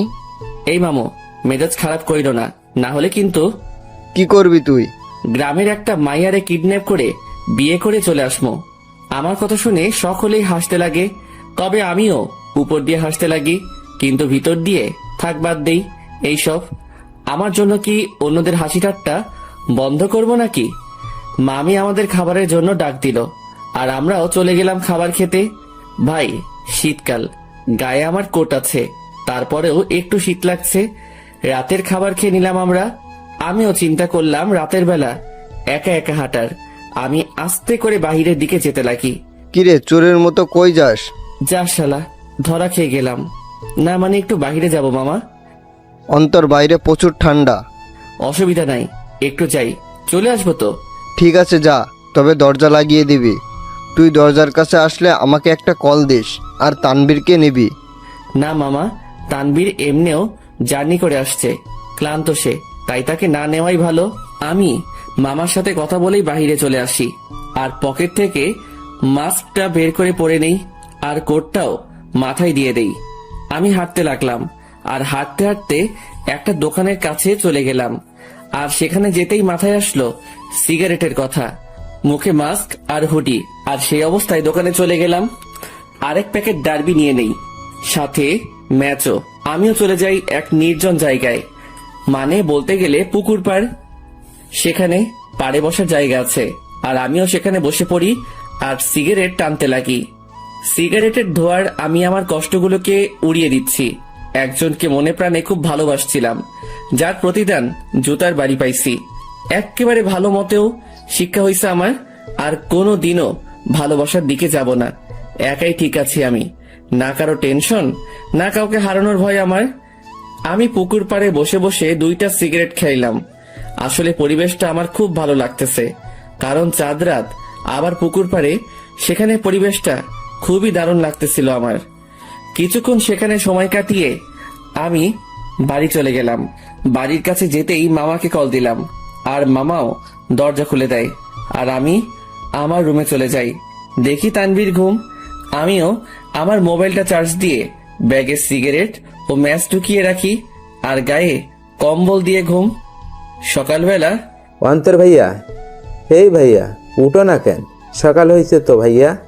আমিও উঠে পড়ি, আর দেখলাম শান্ত আমাকে ডাকতে লাগলো। সকাল হয়েছে ভাইয়া, আম্মু নাস্তা রেডি করতেছে। তুই যা, আমি ফ্রেশ হয়ে আসতেছি। আর তানভীর কই? ভাইয়া তো আব্বু ও দাদুর সাথে কথা বলতেছে। তারপর শান্ত চলে গেল। আমিও উঠে পড়ি। হঠাৎই আমার জানালার দিকে চোখ গেল, আর সেখানে দেখে মনে হচ্ছিল কেউ আমাকে দেখতেছিল। আমিও চলে গেলাম ফ্রেশ হতে। ফ্রেশ হয়ে এসে দেখি মামা, তানভীর, নানা ভাই, মামি, নানু সবাই কথা বলতে ব্যস্ত। আমিও গেলাম। তারপর সকলে মিলে নাস্তা করে নিলাম। অন্তর, আমার বাইক নিয়ে তুই তানবীরকে নিয়ে ঘুরে আয়। ও তো এখানে নতুন, তাই একটু দেখায় আন। আচ্ছা। তারপর মামার থেকে বাইকের চাবি নিলাম, আর বাইক নিয়ে দুজনেই ঘুরে আসলাম। আমরা যে গ্রামে থাকি সেখানে প্রায় সব জায়গায় চাষ করার জন্য মাঠ ও পুকুর, কিন্তু দুঃখের কথা আমি সাঁতার পারি না। কারণ আমি জীবনের 100 ভাগের 80 ভাগই শহরেই কাটাইছি। বাকি 20 ভাগের মধ্যে 7 ভাগ বলতে পারেন ট্যুরে গিয়ে, আর বাকি অংশ শহরেই। তবুও গ্রামটা ভালো করে চিনি। যতদিন গ্রামে ছিলাম ততদিন মামার সাথে গিয়ে গ্রামে ঘুরতাম।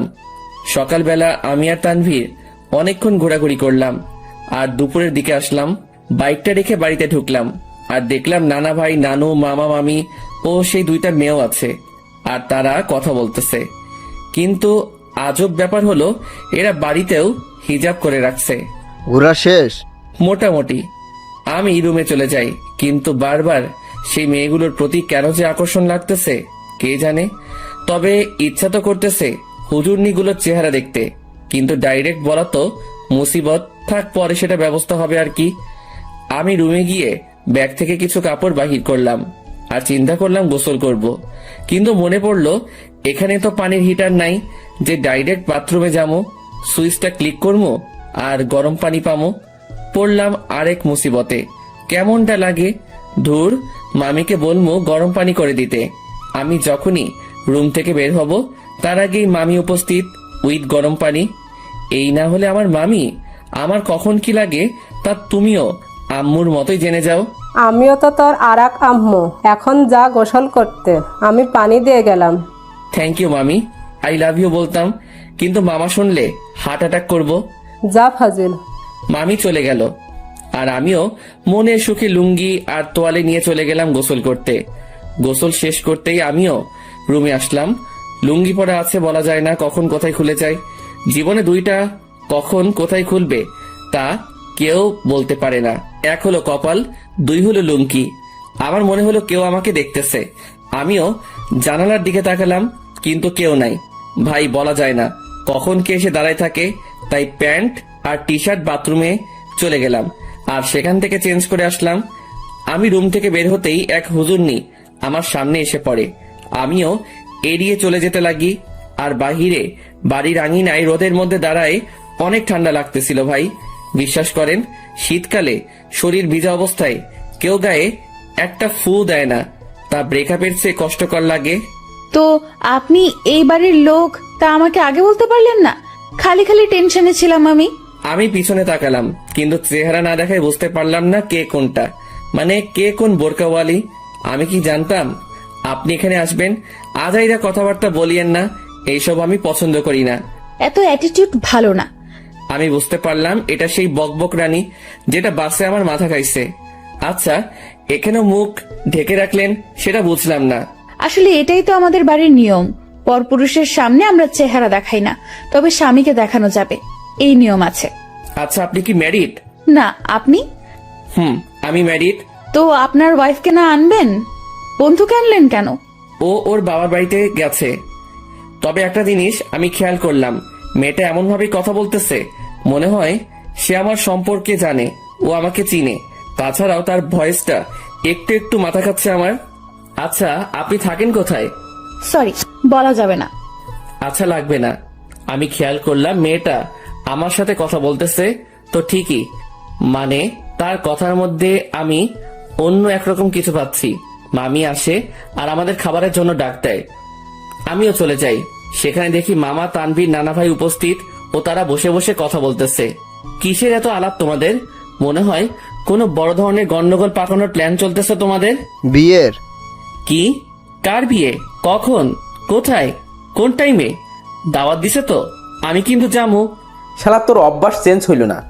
আরে বেটা, ফ্রি খাবার কেমনে মিস করবো বেটা? ও মামা, বলো না কার বিয়ে? আমি বিরিয়ানির চান্স মিস করতে চাচ্ছি না। তোর বিয়ে? কি? এবার খা নিজের বিয়ের বিরিয়ানি। মেজাজটা এখন 440 হয়ে গেল কিন্তু। আরে তোরা থাম তো। তারপর সবাই মিলে দুপুরের খাবার খেয়ে নিলাম। অন্তর, আজকে একটু বাজারে যাব, কিছু কিনতে হবে, তুই যাবি? আচ্ছা, গেলাম আর কি, সাথে তানভীরকেও নিয়ে নিব। আচ্ছা ঠিক আছে। অন্তর, আপুর সাথে কথা বলেছিলি? সকালে বলছিলাম, যখন তানভীরকে নিয়ে বের হয়েছিলাম তখন আম্মু কল দিছিল। আচ্ছা শোন, তোরা বাজারে যাবি ভালো কথা, আমার ওষুধ আনতে ভুলিস না। জি আব্বু। তবে আমি যাব না রে, আমার একটু শরীর খারাপ লাগতেছে। আচ্ছা ঠিক আছে, তুই রেস্ট নে, আমি আর মামা যাব। তো মামা, কখন যাবা? এই বিকাল করেই যাব। আচ্ছা। তারপর আমি আমার রুমে চলে গেলাম। সেখানে গিয়ে কিছুক্ষণ রেস্ট করে নিলাম। বিকেলবেলা আমি মামার সাথে বাজারে যাওয়ার জন্য রেডি হচ্ছি। আসলে কোট নিয়ে নিচ্ছি, যাতে যদি আসতে দেরি হলেও ঠান্ডা সহ্য করতে না হয়। মামা বাইক নিয়ে দাঁড়ায় আছে, আমি বাইকে বসলাম। কিরে, বাইক চালাবি? না মামা, তুমি চালাও। তারপর মামা বাইক চালাতে লাগে আর আমিও বাইকে বসে আছি। বাইক চলতেছে আপন গতিতে আর আমি বাইকে চড়তেছি আর গ্রামের প্রকৃতি উপভোগ করতে ব্যস্ত। কিছুক্ষণ পরে আমরা বাজারে চলে আসি। মামা আমাকে নামিয়ে একটা জায়গায় বাইকটা রেখে আসে। আচ্ছা মামা, কি কি নিবা বাজার থেকে? ভাগিনা, অনেকদিন পরে আমাদের বাড়িতে আসছিস, সাথে তোর বন্ধু তানভীরকে নিয়ে আসছিস, তাই আব্বু আম্মু বলেছে তোদের দুজনের জন্য কিছু নিতে। মামা, কিছু লাগবে না আমাদের, তোমার অন্য কাজ থাকলে সেটা করো। আরে আয় তো তুই। মামা আমাকে টেনে নিয়ে যায় আর একটা পাঞ্জাবির দোকানে নিয়ে যায়। সেখানে আমি দাঁড়াই আছি আর মামা দোকানদারের সাথে কথা বলতে ব্যস্ত। অন্তর, এদিকে আয় তো। আমি মামার কাছে গেলাম। দেখ তো পাঞ্জাবিটা পছন্দ হয় কিনা। মামা আমাকে লাল কালারের পাঞ্জাবি দেখালো। মামা, লাল কেন? আমার তো বিয়ে না। বিয়ে হোক আর না হোক, কিন্তু এটা আমার পছন্দ হয়েছে আর আমি চাই বিয়েতে এটা তুই পরবি। তবে ভাগিনা, এটাতে তোরে বেশ মানাবে। আচ্ছা, তোমার পছন্দ হয়েছে তাহলে নাও। তারপর মামা পাঞ্জাবিটা নিয়ে নেয় আর আমাকেও বলে তানভীরের জন্য একটা পাঞ্জাবি দেখতে। আমিও তানভীরের জন্য একটা পাঞ্জাবি দেখি আর মামাও সেটা কিনে নেয়। হয়েছে মামা, এবার খুশি? এমন ভাবে কথাগুলো বললা মনে হয় আমাকে বিয়ে করানোর প্ল্যান করে আছো। সেটাই তো। কি? না মানে সেটাই তো, যাতে তোকে একটা বিয়ে করাই দিতে পারি। ধুর মামা, আপাতত একটু শান্তি দাও আমারে। বিয়ে করলে তো তোমার মতো হাল হবে আমার। আচ্ছা চল। আমি মামার সাথে যেতে লাগি। আমরা বাজারে হাঁটতে লাগলাম আর মামাও টুকিটাকি বাজার নিতে ব্যস্ত। আমিও মামার সাথে ঘুরে ঘুরে দেখতে লাগলাম। আর তখনই একটা শাড়ির দোকানে চোখ পড়লো, যেখানে বাহির থেকে একটা শাড়ি দেখা যাচ্ছিল। যার রং ছিল গোলাপি। শাড়িটা দেখে তারিনের কথা মনে পড়ল, আর তারিনের পছন্দের কালারও গোলাপি। যেদিন প্রথম তারিনকে দেখি সে গোলাপি জামা পরে কলেজে আসছিল, যা দেখে প্রায় কলেজের সকলেই তার দিকে তাকিয়েছিল, আর আমি তো দেখেই লাট্টু হয়ে গেছিলাম। আর সেদিনই তারিনকে আমার ভালো লেগে যায়। এরপর তারিনের পিছেই পড়ে যাই, আর প্রায় একটা সপ্তাহের মতো পিছে পড়েছিলাম। এরপর একদিন তানভীর শালা সাহস জাগিয়ে দেয় আর প্রপোজ করি, সাথে সাথে অ্যাকসেপ্ট করে নেয় আর বলে নাকি সেও নাকি আমাকে পছন্দ করত, কিন্তু আমার রাগের জন্য আমার সামনেও আসতেও ভয় পেত। আসলে আমি সব সময় নিজেকে শান্ত রাখার চেষ্টা করি, কিন্তু যখন রেগে যাই তখন শান্ত হতে অনেক সময় লাগে। আর যার উপর রেগে যাই তাকে সহজে ক্ষমা করি না। কিন্তু তারিনের ব্যবহারটা আমার মোটেও ভালো লাগেনি। আসলে আমি বুঝতে পারলাম তার মধ্যে আমার জন্য কোনো ভালোবাসাই ছিল না, জাস্ট ভালো লাগাই ছিল, যেটাকে আমি ভালোবাসা ভেবে বসেছিলাম। আর সেটাই আমার বড় ভুল ছিল। ভালোবাসা মানে একে অপরের প্রতি বিশ্বাস, ভরসা। কিন্তু তারিনের জন্য আমি তানিয়ার সাথে মিলে তারিনের বার্থডে সেলিব্রেশন করার জন্য প্ল্যান করলাম, কিন্তু তারিন মনে করে বসেছিল আমার আর তানিয়ার মধ্যে কোনো কিছু চলতেছে। যদি তারিন আমাকে বিন্দু মাত্র বিশ্বাস করত তাহলে সেটা কখনোই মাথায় আনতো না। কিন্তু তারিনের মনে ভালোবাসা ছিল না, তাই সে আমাকে তানিয়ার সাথে মিশতে দেখে সন্দেহ করতে লাগলো। আমি মনে করেছিলাম তারিনকে তার বার্থডে পার্টির সারপ্রাইজ দিব, কিন্তু সেই আমাকে বড় ধরনের সারপ্রাইজ দিয়ে বসে আছে। তার জন্য আমি একটা সপ্তাহ শান্তিতে ঘুমাতে পারি নাই, কারণ আমি তারিনের জন্য তার পছন্দের জিনিসগুলো কিনতে আনতে ব্যস্ত। কারণ আমি তারিনকে খুশি দেখতে চাই। তার জন্য এত কিছুই করে শেষমেশ জুতার বাড়ি ও মিথ্যা অপবাদ পেলাম। সে না জেনেই আমাকে এভাবে আঘাত করলো। যদি তার মনে আমার জন্য বিন্দুমাত্র ভালোবাসা থাকতো তাহলে সে আমাকে সন্দেহ না করে আমার প্রতি বিশ্বাস রাখতো। কিন্তু সে থাক, যা হয়েছে ভালোই হয়েছে। আমিও উচিত শিক্ষা পেলাম আর বুঝতে পারলাম তারিন আমাকে কেমন ভালোবাসছিল। কিরে, কি ভাবছিস? কই কিছুই না। আচ্ছা নানা ভাইয়ের ওষুধ নিছো? নিব, কিন্তু তোর চোখে পানি কেন? আরে চোখে বালি ঢুকছে, সেটার জন্য। আমার সাথে আয়। আমি মামার সাথে গেলাম, আর মামা একটা কলের কাছে নিয়ে যায়, আর আমিও মুখ ধুয়ে নেই। আসলে তারিনের কথা মনে করতে করতে ওই দিনের ঘটনাটাও মনে পড়ে গেল আমার, তাই চোখেও পানি চলে আসে।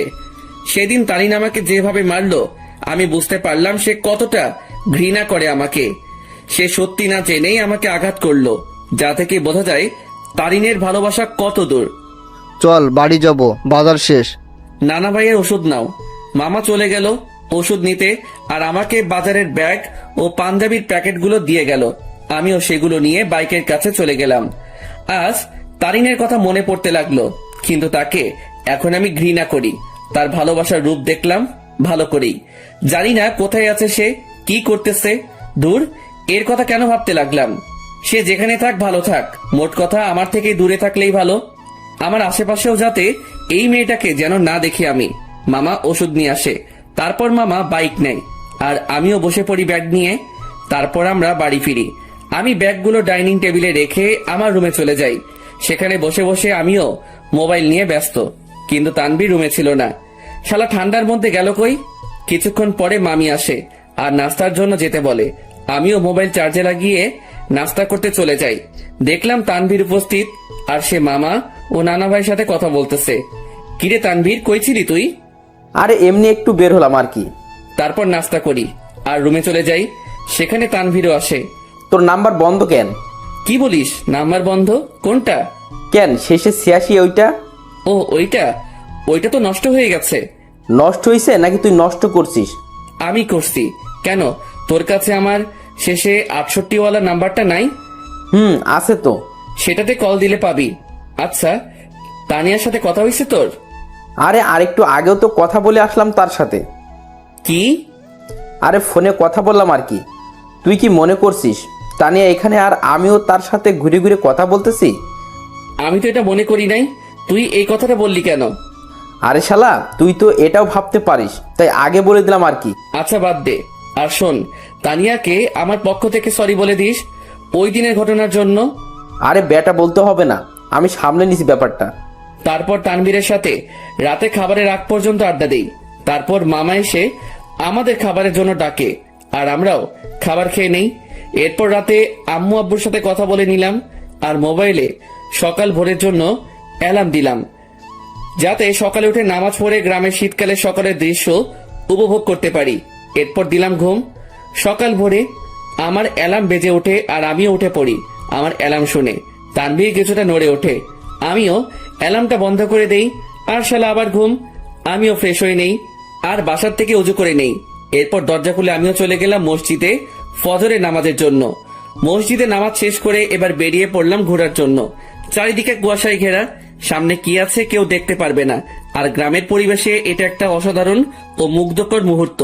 তবে এটাই না, এখন সবচেয়ে আকর্ষণীয় জিনিস দেখার বাকি, যেটা প্রায় অনেকে দেখতে গ্রামে আসে। আর সেটা হলো শীতকালে সকাল ভোরে সূর্যোদয়। ভাগ্যিস আমি কোট শু পরে বের হইছি, না হলে এমনিও ঠিক না জমি কুলফি হয়ে যাইতাম। আমি হাঁটতে লাগি আর কিছু স্বপ্ন দেখছিলাম, সেইগুলো ভাবতে লাগি। একদিন এক শীতের সকালে তাকে নিয়ে হাঁটবো, একটা চাদরকে দুজনে ভাগাভাগি করে নিয়ে পড়বো, একে অপরকে ধরে সেই কুয়াশা ভরা রাস্তায় একে অপরকে নিয়েই মগ্ন থেকে হেঁটে যাব। তাকে নিয়ে শীতের সকালে সূর্যোদয় দেখব আর সকালবেলা দুজনে ঠান্ডা ঠান্ডা খেজুরের রস খাবো। হয়তো এটা কোনোদিনও পূরণ হবে না, স্বপ্নই থেকে যাবে। থাক, কেউ লাগবে না আমার। আমার লাইফ আমি একাই এনজয় করব। তার ভালোবাসার কোনো প্রয়োজন নেই আমার। তার ভালোবাসার নমুনা দেখলাম ভালো করেই, যার মধ্যে আমার জন্য বিন্দুমাত্র বিশ্বাস নেই, সে কি করে আমাকে ভালোবাসবে? ভালোবাসার মধ্যে বিশ্বাসের অবদান বেশি, কারণ একে অপরের প্রতি বিশ্বাসী ভালোবাসাকে আরো বাড়িয়ে তোলে। সূর্যোদয় শুরু হয় আর আমিও রাস্তায় দাঁড়িয়ে দেখতে লাগি। পকেটে হাত দেওয়া অবস্থায় সেই মুগ্ধকর দৃশ্য দেখতে ব্যস্ত আমি। সূর্যোদয় শেষ আর কুয়াশাও আস্তে আস্তে দেখা যেতে লাগে আর শেষ হতে লাগে। তাই আমিও চিন্তা করলাম, শীতের সকাল, দেখি যদি কোনো চায়ের দোকান পাই তাহলে এক কাপ গরম চা খাওয়া যায়। আমিও হাঁটতে লাগি আর ভাগ্যক্রমে একটা চায়ের দোকানও পেয়ে গেলাম। আমিও সেখানে যাই। এক কাপ চা দেন তো। জি দিচ্ছি, বসেন। আমি বসে আছি আর পকেটে হাত, কারণ হাত প্রায় ঠান্ডা হয়ে আসছে। এখন যদি তানভীরের পাশে থাকতো তাহলে আমার এই ঠান্ডা হাত তার পিঠে ঢুকাই দিতাম। প্রতি শীতেই সালারে এই চাকা দিয়ে আমি। চা দিয়ে গেল আর আমিও পকেট থেকে হাত বের করে দুই হাত দিয়েই চায়ের গ্লাস ধরি। চায়ের গ্লাসের তাপ দিয়ে হাত গরম করতেছি আর একটু একটু চুমুক দিচ্ছি চায়ে। চা খাওয়া শেষ করলাম আর পকেট থেকে মানি ব্যাগটা বের করে চায়ের বিল দিয়ে দিলাম আর সেখান থেকে চলে আসলাম। আমি বাড়ির দিকে যেতে লাগি। বাড়ি আঙিনায় যেতে দেখি সামনে একটা সিএনজি। মনে হয় বাড়িতে কেউ আসছে। থাক, যেই আসুক আমার কি। আমিও আস্তে করে বাড়িতে ঢুকে যাই আর নিজের রুমের দিকে চলে যাই। রুমে প্রবেশ করা মাত্রই আমার চোখ কপালে উঠে গেল। তোমরা? কি রে হারামজাদা, ভালোই তো মজা মাস্তিতে আসিস। জি হ্যাঁ, আমার রুমে আমার আম্মু আব্বু উপস্থিত আর তানভীরও ঘুম থেকে উঠে গেছে। তোমরা এখানে কেমনে? কালকে না তোমাদের সাথে কথা বললাম আমি? আমরা 11টার গাড়িতে উঠি আর এখানে চলে আসি। এখানে আসার কারণটা কি? তাও হঠাৎ করে চলে আসলা, ব্যাপারটা বুঝলাম না। আমার আম্মু আব্বুর বাড়ি আর আমি আসবো না, এটা কি ধরনের কথা? আসবে মানা কে করলো? কিন্তু হঠাৎই না বলে চলে আসলা, ব্যাপারটা আমাকে একটু চিন্তায় ফেলে দিল। চুপ হারামজাদা, এত চিন্তা করতে হবে না তোকে। তোর জন্য আমি তানভীরকে মারলাম। মানে? আর বলিস না দোস্ত, আমাকে তুই মনে করে আমি ঘুমানো অবস্থায় মাথায় দিল একটা। তুই শালা মায়ের যোগ্য। আম্মুর কাছে গিয়ে আম্মুকে জড়িয়ে ধরলাম। তো মাই আম্মা যান, একটু বলবেন আপনার চেহারা এত খুশি কেন? কারণ আমার আব্বু জানটাকে পেয়ে গেলাম যে। কেমন আছিস আব্বু? কোনো অসুবিধা হচ্ছে না তো? আর বলিও না আম্মু, রাতের বেলা মশারা আমার কিস নিতে নিতে আমার ইজ্জত আস্ত রাখে নাই। এখন বউকে কি বলবো সেটাই সমস্যা। আমার কথা শুনে আম্মু আব্বু হেসে দেয়, কিন্তু তানভীরের মুখে অন্য কিছু দেখতে পাচ্ছি। কিরে তানভীর, তোর কি হয়েছে আবার? কই কিছুই না, আমার ঠান্ডা লাগছে, আমি ঘুমাই। যা ঘুমা তুই। আমি আম্মু আব্বুকে নিয়ে হলরুমের দিকে গেলাম আর দেখলাম মামা নানা ভাই কথা বলতেছে। আপু, এটা কি আসলে তোর ছেলে? কেন? তোরে কি করলো? আর বলিস না আপু, আসতে না আসতেই আমার জীবনের অর্ধেক আগেই টানা করেছে আর এখন বাকিটুকু করতেছে আর কি। এই মামা, মেজাজ গরম করিও না, না হলে যে একেবারে জায়গা বরাবর বাস দিমো।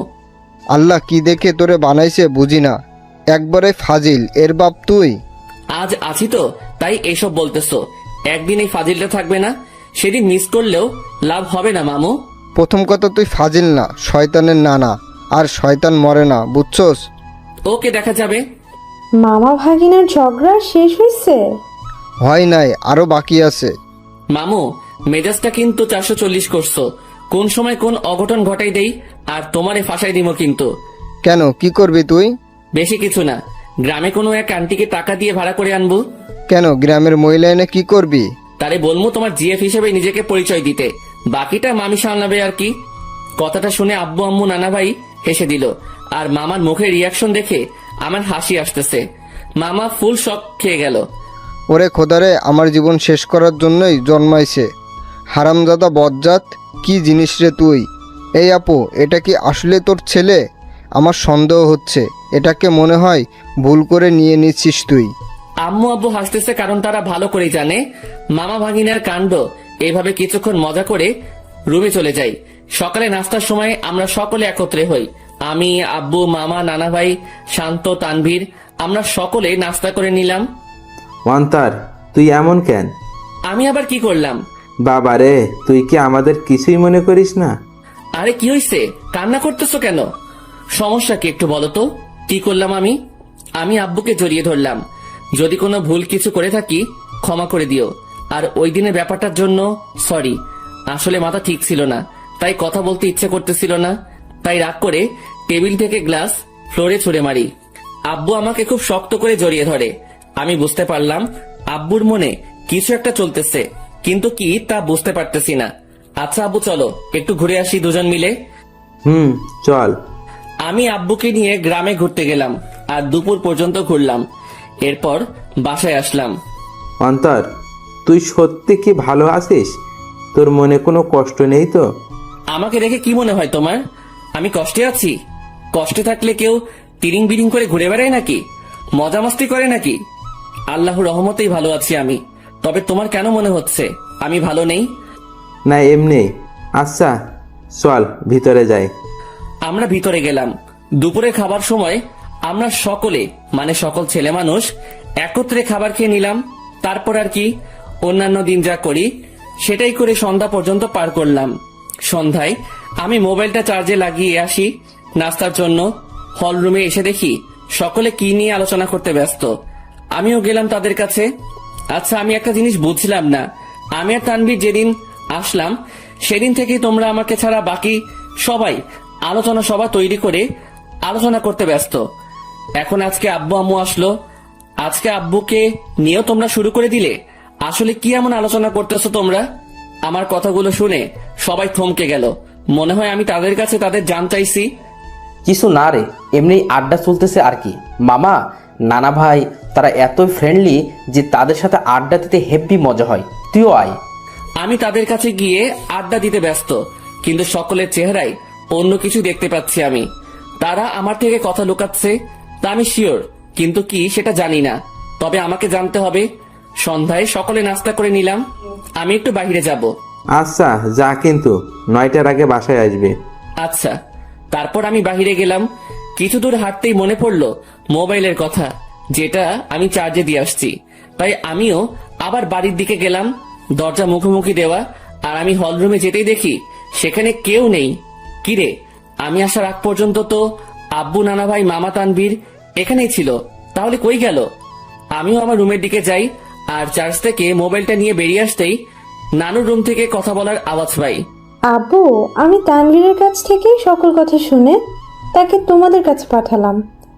শুধু তাই না, তারিনও আমাকে কল দিয়ে সত্যিটা বলে যে সে কি কি করছে অন্তরের সাথে। প্রথম আমারও রাগ উঠছিল, তারপর তারিন কান্নাকাটি করতে লাগে আর সে তার ভুল বুঝতে পারে। তোমাদেরও সবটুকু বললাম, অন্তরকে বুঝতে দিই নাই। আমরা তার কষ্ট সম্পর্কে অনেক আগেই জেনে গেছি। রেহেনা, মা শোন, আমাদের বুদ্ধিমতো অন্তরকে এখানে আনলাম আর আটকে রাখলাম। তাকে বুঝতেও দিই নাই যে আমরা এখানে তার বিয়ের ব্যবস্থা করছি। আমি কথাগুলো শুনে নিস্তব্ধ হয়ে গেলাম। খুব বড় ধরনের শখ খেলাম আমি। তার মানে আমাকে এই কারণে আম্মু নানার বাড়িতে পাঠাইছে। আমি কি বলবো বা করবো কিছুই বুঝতে পারলাম না। আমি মোবাইল নিয়ে আস্তে করে বাহিরে যাই, আর নানুর রুমের জানালা খোলা, সেটা দিয়ে আমি কোনো মতে নিজেকে আড়াল করে বাইরে থেকে তাদের দেখতে ও কথাগুলো শুনতে লাগি। এখানে আম্মু তারিনের কথা বলল, কিন্তু এখানে তারিন কোথা থেকে আসবে? আর তখনই দুইটা মেয়েকে দেখলাম। মেয়েগুলো আর কেউ না, সেই মেয়ে যেগুলো আমাদের সাথে আমাদের বাড়িতে আসছে। তাদের চেহারায় এখনো পর্দা করা, তবে তারা তাদের পর্দা খুলতে লাগে। তাদের পর্দা খোলা শেষ, কিন্তু আমি তাদের পিছনের অংশটুকুই দেখতে লাগলাম। এরপর তারা দুজনেই ঘুরতেই সেই লেভেলে শক খেয়ে গেলাম আমি, কারণ আমি তাদের চেহারা দেখলাম। যে মেয়েটা আমার মাথা খাইছে সেটা আর কেউ না, তারিন। আর তার পাশের মেয়েটা হচ্ছে তানিয়া। কি ধোকা দিল রে দুইটাই, ভাইরে ভাই, কি জিনিস এরা! আমার আগেই সন্দেহ হয়েছিল এই দুইটার উপর, তবে চেহারা দেখার ইচ্ছা ছিল, কিন্তু দেখতে পারি নাই। আন্টি দেখুন, আপনার কথা মতো আমিও এই দুজনকেই নিয়ে আসি আমাদের সাথে, আর অন্তরকে বুঝতেও দিই নাই এই দুই বোরকাওয়ালি আর কেউ না, তানিয়া ও তারিন। কিন্তু আন্টি, আপনি হয়তো এই মেয়েটাকে মাফ করতে পারেন, কিন্তু আমি কোনোদিনও মাফ করব না। এই মেয়েটা আমার বন্ধুটার মনে গুরুতরভাবে আঘাত করেছে, আর আমি চাই না এই মেয়েটা অন্তরের জীবনে আর আসুক। কিন্তু আপনার কথা রাখার জন্য আমি একে আমাদের সাথে নিয়ে আসি। শালা তানভীরও আমার সাথে 2 নাম্বারই করলো।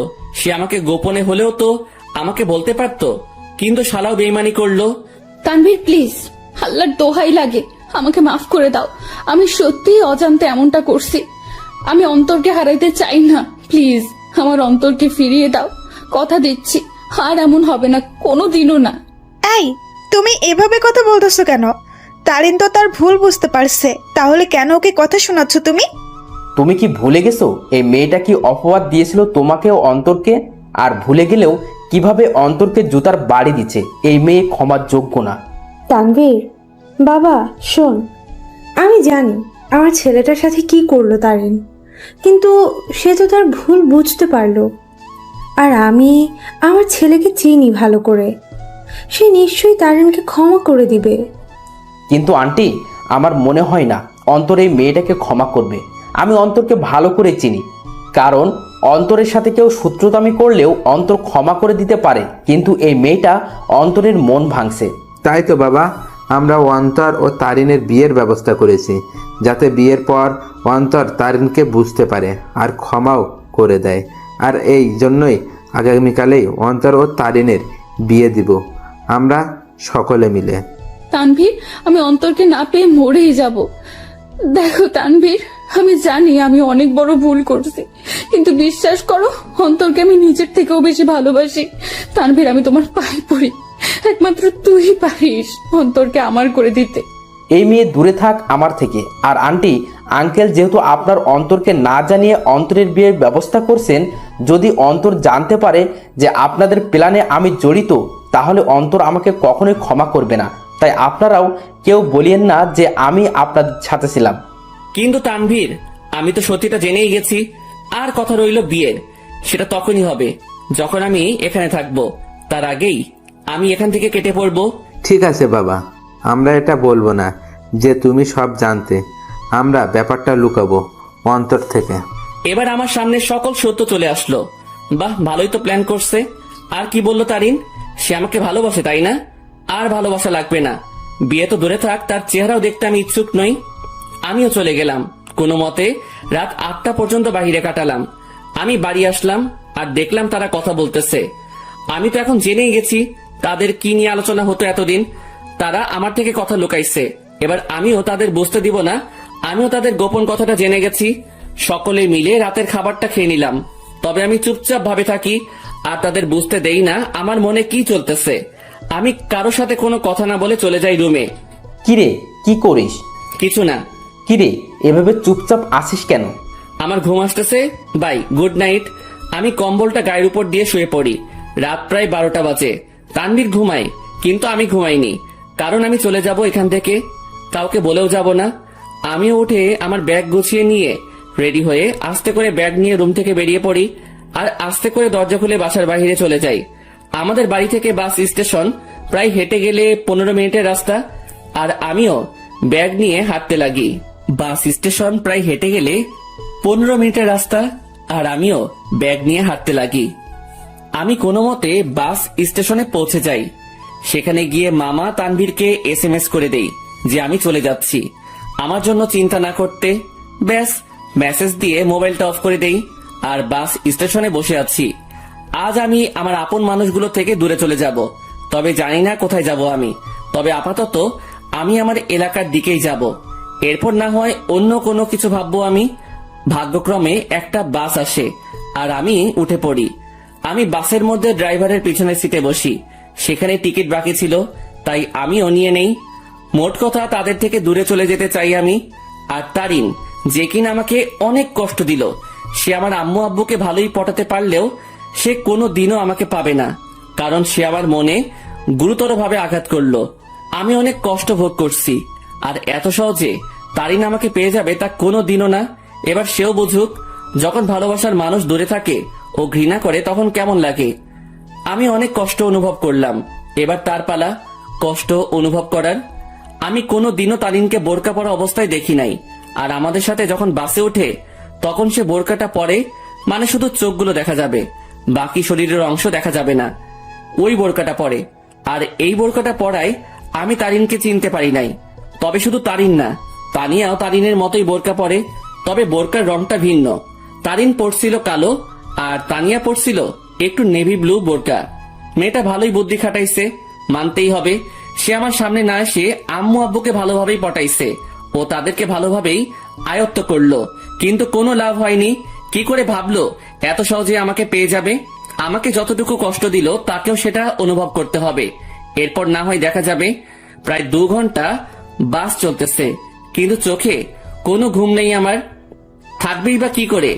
যে দেখলাম ও শুনলাম আমি যদি আজ সেখান থেকে না চলে আসতাম, তাহলে তারা আমাকে জোর করে হলেও তারিনের সাথে বিয়ে দিত। কিন্তু আমি কোনো দিনও এই মেয়েকে এত সহজে মেনে নিব না। একবার এই মেয়েটা আমাকে সন্দেহ করে ও অবিশ্বাস করে, আমাকে অনেক অপমান করলো আর জুতার বাড়িও দিল। আর আজ যদি মেয়েটাকে আমি বিয়ে করি, তাহলে আমার অপমানের কি হবে? আমার মনে যে আঘাত করলো তার কি হবে? আর তাছাড়াও এরপর সে যদি অন্য কোনো কাহিনী করে বসে বা আমার পরিবার থেকে আমাকে আলাদা করতে চায়, তাহলে না, এই মেয়ে ভালোবাসার যোগ্য নয়। ওর মনে কোনো ভালোবাসা নেই, আছে শুধু ভালো লাগা। আর ভালোবাসার কি বা বুঝে এই মেয়ে? হ্যাঁ, ভালোবাসার কোনো কিছু জানে সে? ভালোবাসা কি সেটা জানে নাকি? যদি সে সত্যিকারই আমাকে ভালোবাসতো তাহলে আমার উপর ভরসা রাখতো, কিন্তু সে। বাসের ব্রেক কাজ করতেছে না। কথাটা শুনে সেখানে থাকা যাত্রীরা ও আমি শক খেয়ে গেলাম। কি বলতেছেন আপনি এসব? বাসের ব্রেক কাজ করতেছে না, হঠাৎ করেই ব্রেক কাজ করা বন্ধ করে দিয়েছে। ড্রাইভারের কথা শুনে যাত্রীরা আতঙ্কে ও ছোটাছুটি চিৎকার চেঁচামেচি শুরু করে দেয়। আরে আপনারা শান্ত হন সবাই, প্লিজ এভাবে উত্তেজিত হবেন না। আর তখনই সামনে থেকে একটা ট্রাক আসে আর বাসের সাথে ট্রাকের ধাক্কা লাগে। এক মুহূর্তেই সকল কিছু পরিবর্তন হয়ে গেল। আমার চোখ ঝাপসা হয়ে আসছে, তবুও চোখে একবার আশেপাশে দেখে নেই। মৃত্যু আমার চলে আসছে, আর আমার জীবনের সমাপ্তি হয়তো এইভাবেই হওয়ার ছিল। আর কিছুক্ষণের মধ্যে অন্তর সেখানে মারা যায়। বাসে প্রায় 40 জনের মতো ছিল, যার মধ্যে অনেকেই গুরুতর আহত হয়। আর সামনে থাকা ড্রাইভারও শেষ। বাসটি সামনে স্টেশন থেকে যাত্রী নেওয়ার কথা ছিল, হয়তো আর যাত্রী নেওয়া হলো না।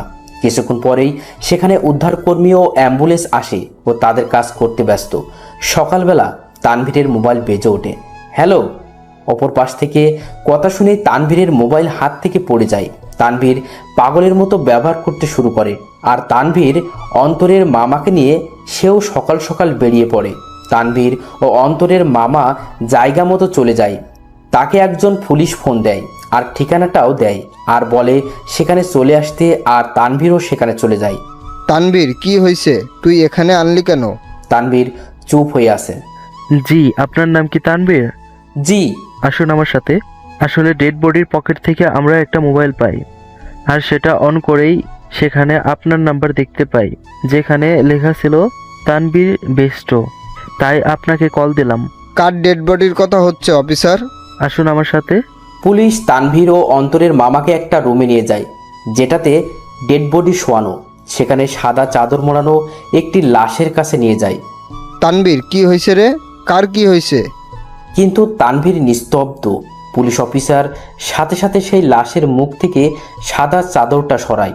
সাথে সাথে অন্তরের মামা লাশ দেখে থমকে যায়, কারণ এটা তার ভাগ্নে অন্তরের ডেড বডি।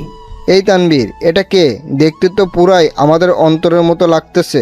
তানবীরের সাথে সাথে সেই বডিটা ধরে চিৎকার করে কান্না করতে লাগে, কারণ আজ তার বন্ধু তার থেকে বহু দূরে চলে গেছে, যেখান থেকে আর কোনোদিনও ফিরবে না। এই অন্তর, এভাবে শুয়ে আছিস কেন? এই অন্তর, দেখ ভাই, এভাবে শুয়ে থাকিস না, কথা বল ভাই। এই তুই না আমাকে ভাই ডাকছিস, আর তুই না বলতি তুই আমার কথা শুনবি, তাহলে শালা এভাবে শুয়ে আছিস কেন? এই অন্তর। এই তুই কাকে অন্তর বলতেছিস তানবীর? আমাদের অন্তর তো বাসায়। আর তখনই অন্তরের মামার মোবাইলে কল আসে, আর দেখে তার বোন কল দিছে। কি রে ভাই, কই গেছিলি? আর তানভীর, অন্তর কই? অন্তরের মামা এই কথাটা শুনে থমকে যায়, কারণ বলল অন্তর ওর বাড়িতে নেই। সাথে সাথে কল কেটে দেয় আর স্ক্রিনের দিকে তাকায়। সেখানে অন্তরের একটা মেসেজ দেখে, সেও সেটা দেখতে লাগে। সেখানে লেখা ছিল, মামা, আমি তোমাদের মনের গোপনের তথ্যটা জেনে গেছি, কিন্তু তোমরা আমার মনের অবস্থা জানো না। আপাতত আমি এই সব থেকে নিজেকে বিরত রাখতে চাই, কিন্তু বাড়িতে থাকলে আমি শিওর তোমার আমাকে বিয়ে দিয়েই ছাড়বা, তাই বাধ্য হয়ে আমাকে চলে যাইতেই হইতেছে। ভালো থাকিও আব্বু আম্মু, নানা ভাই, নানু, তানভীর, শান্তা, মামি, আর তোমাদের বাসার সেই গেস্টগুলোর খেয়াল রাখিও, আর সাথে নিজেরও খেয়াল রাখিও, আর আমার জন্য দোয়া করিও। খোদা হাফেজ। তোমার জীবন তেনা তেনা কারি। অন্তর মেসেজটা দেখার সাথে সাথে সেও অন্তরের দেহটাকে ধরে কান্না করে দেয়। আপনারা একটা অ্যাম্বুলেন্স ভাড়া করে বাড়িতে নিয়ে যেতে পারেন। অন্তরের মামা একটা অ্যাম্বুলেন্স ভাড়া করে নেয়, আর সেখানে অন্তরের দেহটাকে নিয়ে রওনা হয় তাদের বাড়ির দিকে। তাদের বাড়িতে পৌঁছালো। অন্তরের মামাকে দেখে অন্তরের আম্মু সেখানে তার ভাইয়ের কাছে যায়। কি রে ভাই, কই গেছিলি? আর তানভীর, অন্তর কই? কিন্তু তার ভাই চুপ হয়ে আছে। কি রে ভাই, কথা বলিস না কেন? আর আজকে তারিনের পরিবার আসতেছে, তাদের থাকার ব্যবস্থা কর। কি রে, কথা বলিস না কেন তুই? তখনই খেয়াল করে একটা অ্যাম্বুলেন্স তাদের বাড়ির দিকে আসতেছে। কি রে ভাই, বাড়িতে অ্যাম্বুলেন্স? কার কি হয়েছে আবার? কিন্তু তার ভাই নিস্তব্ধ হয়ে আছে, মুখে কোনো কথা নেই। বলতে গেলে জিন্দা লাশ যে জীবিত আছে, কিন্তু কথাবার্তা নেই। সাথে সাথে অন্তরের মামা তার বোনকে জড়িয়ে ধরে কান্না করে দেয়। কি রে মিলন, এইভাবে কান্না করতেছিস কেন? কি হয়েছে রে ভাই? আর তখনই তিনি দেখে সেই অ্যাম্বুলেন্স তাদের আঙিনায় এসে থামে। অ্যাম্বুলেন্স থেকে তানভীর বের হয়। তাকে দেখে সেখানে থাকা অন্তরের আব্বু আম্মু থমকে যায়। এই তানভীর, তুই অ্যাম্বুলেন্স থেকে নামলি যে? আর অন্তর কই রে? সে কি তোমাদের সাথে গেছে নাকি তোরা সব বলে দিছিস তাকে? সাথে সাথে তানভীর তাকে জড়িয়ে ধরে কান্না করতে লাগে। কি রে তানভীর, কান্না করতেছিস কেন? আর অন্তর কই? তানভীর, কি রে বাবা, তুই আর মিলন মিলে এভাবে কান্না করতেছিস কেন? সেখানে থাকা একটা লোক মুখের থেকে চাদরটা সরায়। লাশের চেহারা দেখেই আঙিনায় উপস্থিত অন্তরের আম্মু, আব্বু, নানা ভাই, মামি সকলেই বড় ধরনের ঝটকা খেয়ে গেল। সাথে সাথে অন্তরের আব্বু আম্মু, নানা ভাই সেই লাশের কাছে গেল, আর তারা দেখলো তাদেরই অন্তরের সেই সাদা চাদর গায়ে মরিয়ে চোখ বন্ধ করে আছে। এই আব্বু, কি রে, তুই এভাবে শুয়ে আছিস কেন? কি রে, কি হয়েছে তোর? কথা বলিস না কেন? অন্তর, বাবা, কি রে, এভাবে এখানে শুয়ে আছিস কেন? কি হয়েছে তোর? কথা বলিস না কেন? এই তানভীর, আমাদের অন্তর কথা বলে না কেন? ওর কি হয়েছে? নাকি তোরা সব সত্যি বলে দিছিস বলে রাগ করে আছে আমাদের উপর? কি রে তানভীর, মিলন, কথা বলিস না কেন? অন্তর এইভাবে শুয়ে আছে কেন? কিন্তু তানভীর আর তাদের মিলন মামা কান্না করেই যাচ্ছে। কাল রাতে বাস অ্যাক্সিডেন্টে উনি মারা যান। কি যাতা বলতেছেন এগুলো? আমার ছেলে বাড়ি ছিল, ও কি করে নাকি ফাইজলামি করতেছে বেয়াদবটা। আমার রাগ উঠে গেছে, কিন্তু এইসব নিয়ে কি ফাইজলামি করিস অন্তর? এইসব কোনো মজা করার ব্যাপার? উঠ বলতেছি, না হলে কিন্তু একটা মারও মাটিতে পড়বে না। তারা অন্তরকে অনেকবার জাগানোর চেষ্টা করলো, কিন্তু অন্তর তো আর জাগবে না। সে চির নিদ্রায় চলে গেল, যেখান থেকে আর ফিরবে না কোনোদিনও। আব্বু, কথা বলিস না কেন তুই? একটুবার কথা বল বাবা। কি রে আব্বু, কথা বল না। সাথে সাথে অন্তরের বাবা মা দুজনেই অন্তরের দেহটাকে জড়িয়ে ধরে কান্না করে দিল। তারিন আর তানিয়া বাড়ি থেকে বের হয়ে দেখে বাড়ির আঙিনায় অনেক মানুষ। কিরে, এখানে এত মানুষ? বিয়ে তো ঘরোয়া পরিবেশে হবে বললো, তাহলে এত মানুষ আর কান্নাকাটির আওয়াজ পাচ্ছি কেন? চল তো দেখি কি হয়েছে। তারপর তানিয়া ও তারিন সেখানে গেল। কিরে, আন্টি এভাবে কান্না করতেছে কেন? কি হয়েছে? আঙ্কেলও কান্না করতেছে। কি হয়েছে রে? তারিন অন্তরের আম্মুর কাছে যায়। সেখানে গিয়ে যখনই অন্তরের আম্মুর কাঁধে হাত দিবে তখন সে সেখানেই নিস্তব্ধ হয়ে যায়। তার মুখ দিয়ে আর কোনো কথা বেরোচ্ছে না। সেও সাথে সাথে সেখানে বসে পড়ে। আন্টি, অন্তর এভাবে শুয়ে আছে কেন? কি হয়েছে ওর? কিন্তু তারা সকলেই কান্না করেই যাচ্ছে। অন্তর এভাবে শুয়ে আছে কেন? হাই অন্তর, তুমি এভাবে শুয়ে আছো কেন? কি হয়েছে তোমার? এইভাবে সাদা চাদর গায়ে কেন তোমার? হাই অন্তর, কথা বলো না কেন? আঙ্কেল আন্টি, অন্তর এভাবে শুয়ে আছে কেন? কি হয়েছে? কথা বলতেছেন না কেন আপনারা? কিন্তু কারো কোনো মুখে কথা নেই, শুধু কান্না আর কান্না। হাই কলিজা, এইভাবে শুয়ে আছো কেন? আমি জানি তুমি আমার উপর অনেক রাগ করে অভিমান করে বসে আছো, কিন্তু বিশ্বাস করো আমি সত্যি তোমাকে ভালোবাসি। হ্যাঁ, আমি অন্যায় করেছি তোমার সাথে আর বিশ্বাস রাখি তোমার সাথে, কিন্তু আমি আমার ভুল বুঝতে পারছি। তাই একটিবার আমাকে সুযোগ দাও, আর কোনোদিন এমনটি করব না। সত্যি বলতেছি তোমাকে। কি হলো, কথা বলো না কেন তুমি? হাই কলিজা, একটিবার কথা বলো না, আমি তোমার পায়ে ধরতেছি। এই আর একটিবার সুযোগ দাও আমাকে, দোয়াই লাগে তোমার। এইভাবে চুপ থেকো না প্লিজ। দেখো, আমার কিন্তু ভয় লাগতেছে। আর তুমি এইভাবে চুপচাপ শুয়ে আছো কেন? কথা বলো না। দেখো, এভাবে চুপচাপ থেকো না। আমার আর এমন ভুল আমি করবো না। সবসময় তোমার প্রতি বিশ্বাস রাখবো। হাই কলিজা, কথা বলো না কেন? কি হয়েছে তোমার? তারিন অন্তরের হাত ধরে উঠালো আর সাথে সাথে পড়ে যায়। আর তখনই তানিয়া এসে তারিনকে ধরে আর নিয়ে যেতে লাগে। আই তানিয়া, ছাড় আমাকে। আমার কলিজা কথা বলে না কেন? কি হয়েছে ওর? আমাকে ছাড় বলতেছি। তারিন, অন্তর আর কথা বলবে না রে। সে আর কোনো দিনও আমাদের সাথে কথা বলবে না, হাসি ঠাট্টাও করবে না। সে আমাদের একা করে দিল রে। রাগ তো আমার সাথে করলো, তাহলে তোরা একা কি করে হবি? আর দেখি, ছাড় আমাকে, আমি ওর কাছে যাব। ওইখানে শুয়ে আছে আমার উপর রাগ করে, আর আমার সাথে কথাও বলে নাই রাগ করে। দেখি, ছাড় আমাকে, আমি ওকে মানিয়ে নিব। দেখবি, ও আমার সাথে কথা বলবে। ছাড় বলতেছি আমাকে। তারিন সেখানেই পাগলামো শুরু করে দেয়। সে কোনো মতেই বিশ্বাস করতে পারছে না তার অন্তর শুধু তাকেই না, সকলকে ছেড়ে চলে গেল ওপারে, যেখান থেকে আর কোনোদিনও ফিরবে না।